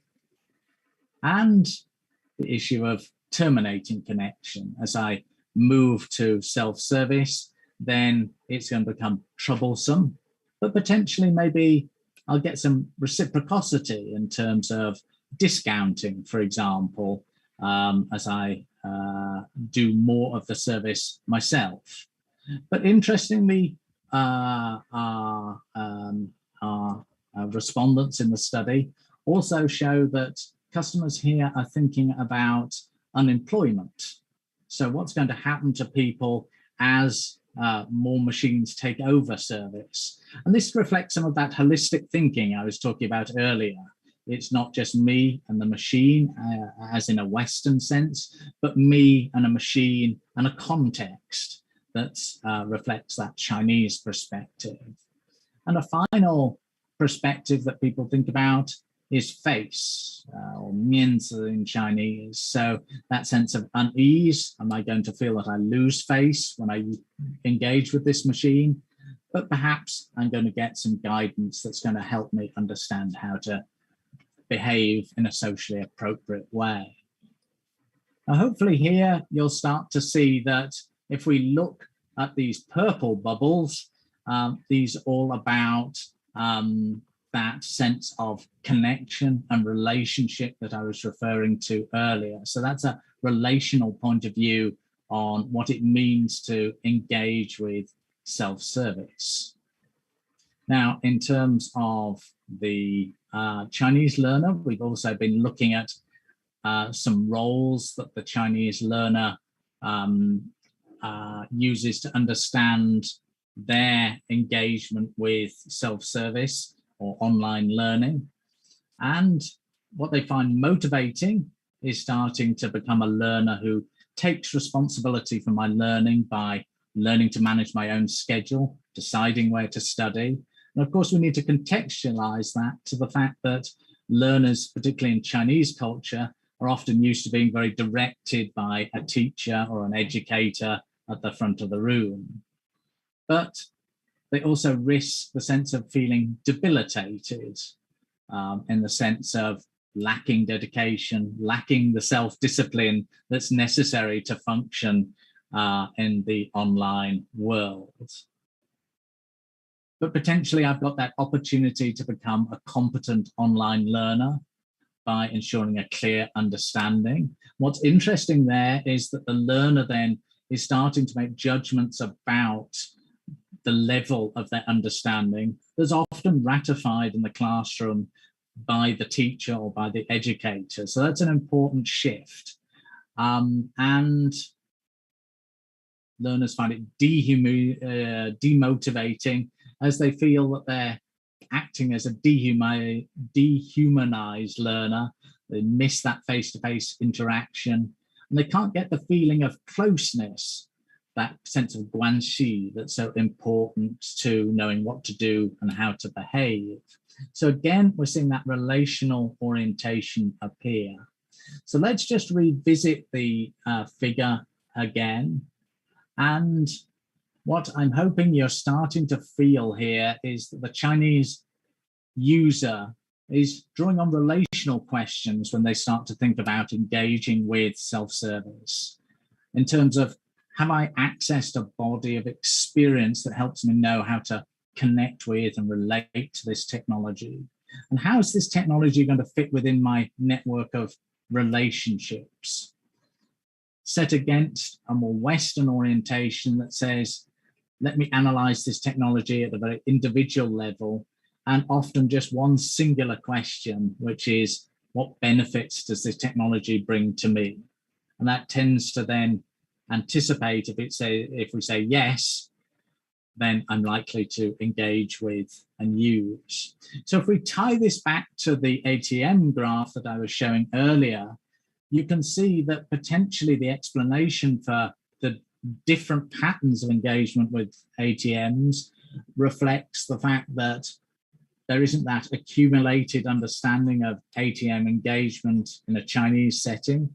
It takes time to accumulate that knowledge to let people feel comfortable with engaging with ATMs, whereas in the Western sense, people are much more quick to analyze at an individual level the benefits and therefore to engage with ATMs. So to start to wrap up, the implication is that yes, for Chinese people, learn and their interactions also learn. There's that foundational element in people. And that, to my mind, points towards people remaining part of the process with self-service. So we're likely to see continued hybrid self-service technology approaches. So where I was showing you earlier the picture of 7-Eleven, we've got the ticket, the checkout clerk and the self-service machine co-located. That's not an accident. That allows then the customer to very easily seek support and seek help. And we see parallels with self-service gas stations. Self-service gas stations here are not just self-service, but rather you often have a couple of lanes of self-service, and just beside them are the traditional employee-assisted gas service. So again, there's that possibility of switching or getting support. And these hybrid approaches are likely to continue to include easy channel switching. So ATMs here often have a telephone, so the customer can switch between self-service and jump to getting support. So I see that as continuing. And we need time to accumulate a body of knowledge in self-service. And that allows customers to understand their roles, to understand processes, and importantly, to see others having experiences. So there's other examples here, but time's a bit tight. So let me touch on some thoughts about post-COVID. Well, we see vending machine sales down in the US by 45%. Hardly a surprise, given that a lot of these are in the workplace. But parts of the Far East that have been a little less traumatized by COVID, as I mentioned our Taiwan example in the opening. The interesting thing here has been a greater move to cashless payment. So people are now starting to use contactless payment because obviously we're not touching things. So that's been a certain move that's likely to maintain. But in the background is that typical pattern where there's the introduction of smart vending machines in 2006, 2021, we're starting to see a few more smart vending machines becoming visible. So my guess is that we're still going to maintain that typical pattern of a slow evolution, a slow adoption curve that isn't going to be much affected there by COVID. Let's turn finally to online education. And clearly we've seen that forced migration to online learning. But particularly here, and I think the previous chair also mentioned it, that many educators have been forced to move from the chalk and the blackboard to the online mode of educating, which has started to develop experience and, of course, comfort. Importantly, in the Chinese environment, learners too have started to understand what it means to be an online learner, combined with wider society also starting to see that as a norm, which is important. So the million-dollar question, would Confucius have gone online? Well, in a highly traditional society, I think he might have been tempted to use the computer for some of the time, but probably adapt this blended approach whereby we're likely, I think, to see moving out increasingly blended approaches whereby some classes are either synchronously or asynchronously delivered. And as the previous presenter mentioned, that has the advantage of democratizing education, giving greater access, but also I see that as a possibility in this environment, but it has to be delivered or backed up by a very determined approach, I think, by educators and institutions, not to just let us fall back into that traditional chalk and talk and chalk and blackboard approach. So I'm apologies for running over a little bit, but thank you very much for the opportunity to talk and share some ideas with you today. And I hope I leave you with a few new ideas. And of course, I want to wish everyone to stay safe and stay healthy as you all can. So thank you very much for having me today. Thank you for Professor James. We see here, I would like to go straight to, because of time limit, go straight to the question and answer. We already have Mr. Dewa Made Adi Baskara. Pak Dewa, would you talk on the speaker so you can talk directly? Yes. And we only have about 5 minutes for, maybe we have 2 questions. Yeah, we have 2 questions. And another one from Politala, from Polytechnic of Manala. Okay. Yeah, Pak Dewa, please. Okay, good day, Professor James. Thank you, Dr. Janti. Thank you for your knowledge. Today, I get a lot about self-service technology, about technology adoption and acceptance. I want to ask about the technology adoption, especially in ICT, information, communication, and technology. At the micro business level and household consumer, how do we analyze what kind of technology that appropriate for them? Is it better we build an advanced technology or just a simple one? And how do we know?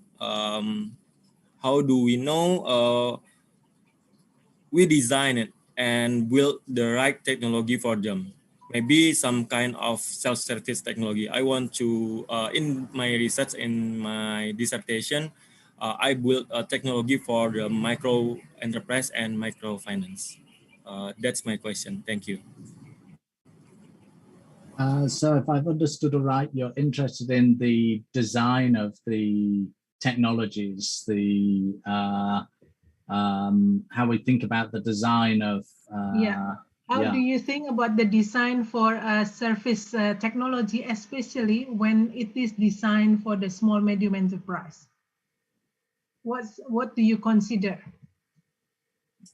Yeah. Sorry, especially in micro business level, micro business and household consumer. Household customer, yes. Yes, I think this is interesting because often the small business is very underserved by these kind of technologies. Let's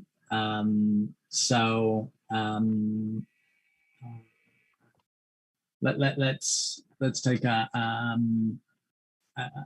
couple of examples that I think are interesting. The Japanese example that comes to mind is in restaurants, where often the customers asked to self-serve in terms of choosing their own meal, and they take a ticket and either pay using a fairly traditional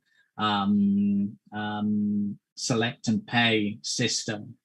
So these very established technologies work quite well there in Japan. But I do think that generally a lot of the examples that I've been talking about leave quite a few small businesses, yes, less well served. But I think technology does will bring more opportunities as we see, for example, many the move to open source, for example, which allows providers with much less technological sophistication and access to resources to create systems. So, for example, even servicing users with bots, for example, is becoming possible now as software is becoming more accessible.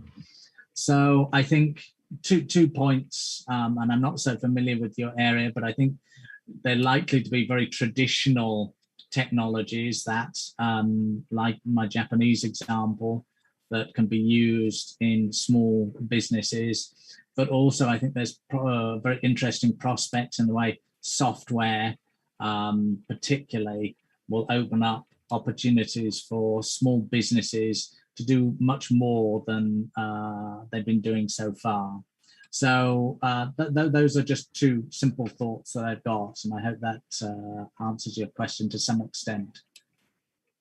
Okay, thank you, Professor James. So maybe you suggest that look at an open source for like less investment in terms of technology, as well as probably looking at maybe some of the technology that has been used in other market that like the micro businesses doesn't have to develop themselves.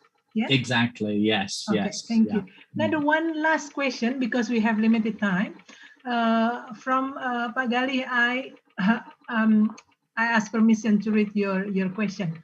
Gali from Politeknik Negeri Tanah Laut. Hospitality service or service management is really good in Taiwan. He has been studying he studied in Kaohsiung University. Kaohsiung is a city, I don't know, where he find a vending machine for drink for fresh coconut. The question is how the regulation and support from the government for the research, especially in the service, so that this type of technology can be adopted for the society at large. Yeah, and he also main station find a praying room also for Muslim. It seems that Taiwan really know the market, so how they target special the technology, include the technology and the target market probably. Yeah. Can you answer the question? Is there any regulation, any support from the government for specific type of service technology? Professor. Government support for technology. Well, in the self-service arena, Taiwan, as with a lot of China, is very orientated towards the market. So if there's a demand, then the market tends to often jump in and support that. And if there's a demand, then it's likely to be met by the market rather than direct intervention from government in the commercial world, in the commercial space, in the business space. But in the recent pandemic area, where we're looking at online education, then yes, the government has been much more active. So, for example, the WebEx platform, they have supported WebEx, and a couple of other platforms made those available for online educators, and made that easy and accessible. But generally, we can say that the government has a fairly low touch approach to the market here.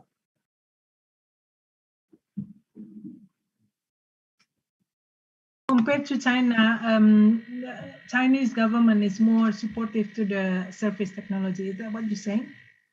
Well, it just allows the market really to respond to what consumers' needs and expectations are. But in the education arena, particularly in the recent years, they have been, or in the recent pandemic, they have been more active in the education area in making sure that we have good, stable platforms. For example, WebEx from Cisco to use as an instructional platform. So where it's necessary and where it's to the benefit of people, they have dived in and provided support. So that's the general approach, and I think that sort of fits with, to some extent, also the mainland China approach is also similar, philosophically similar. Okay. Yeah. Thank you so much, Professor James, for sharing today. It is very interesting topic, and I think you have concluded this presentation very well. Instead of me concluding, I think you already point every single aspect of the presentation excellently. We would like to thank you for your presentation, and also everyone maybe give a clap. Give a clap. Thank you for Professor James, and also we would like to give a token of appreciation. Can you please show the screen? Yes, I'm seeing that. That's very kind, Dr. Janti Gunawan. Thank you very much. Yeah. Yes. So, yeah. Yes.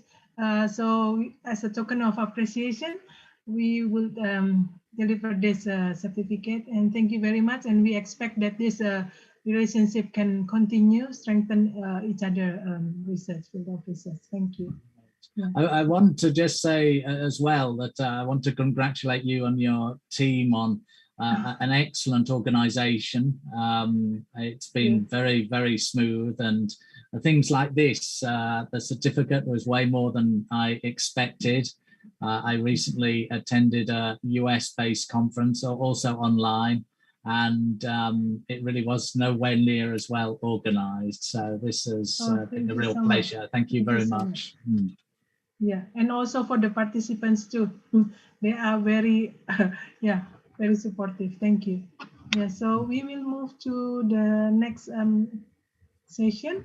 So I give this session the time to the Master of Ceremony.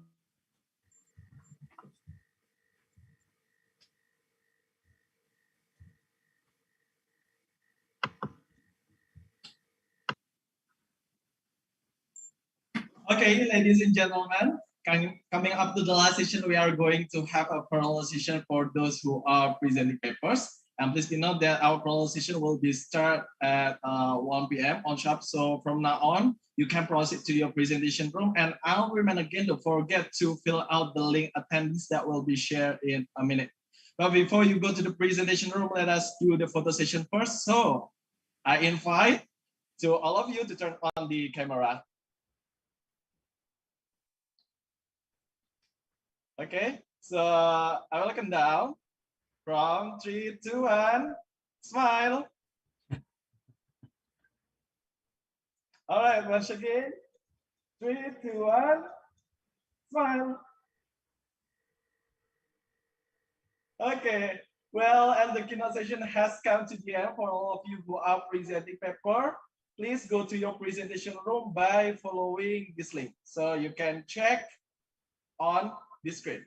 All right. So for those who want to join smelter industry discussion, the link remains the same with this main room. Thank you. Please keep in mind that I look forward to seeing you again in the closing ceremony after the parallel session, because there will be announcements of the best paper and presenter awards. So see you later. Bye-bye.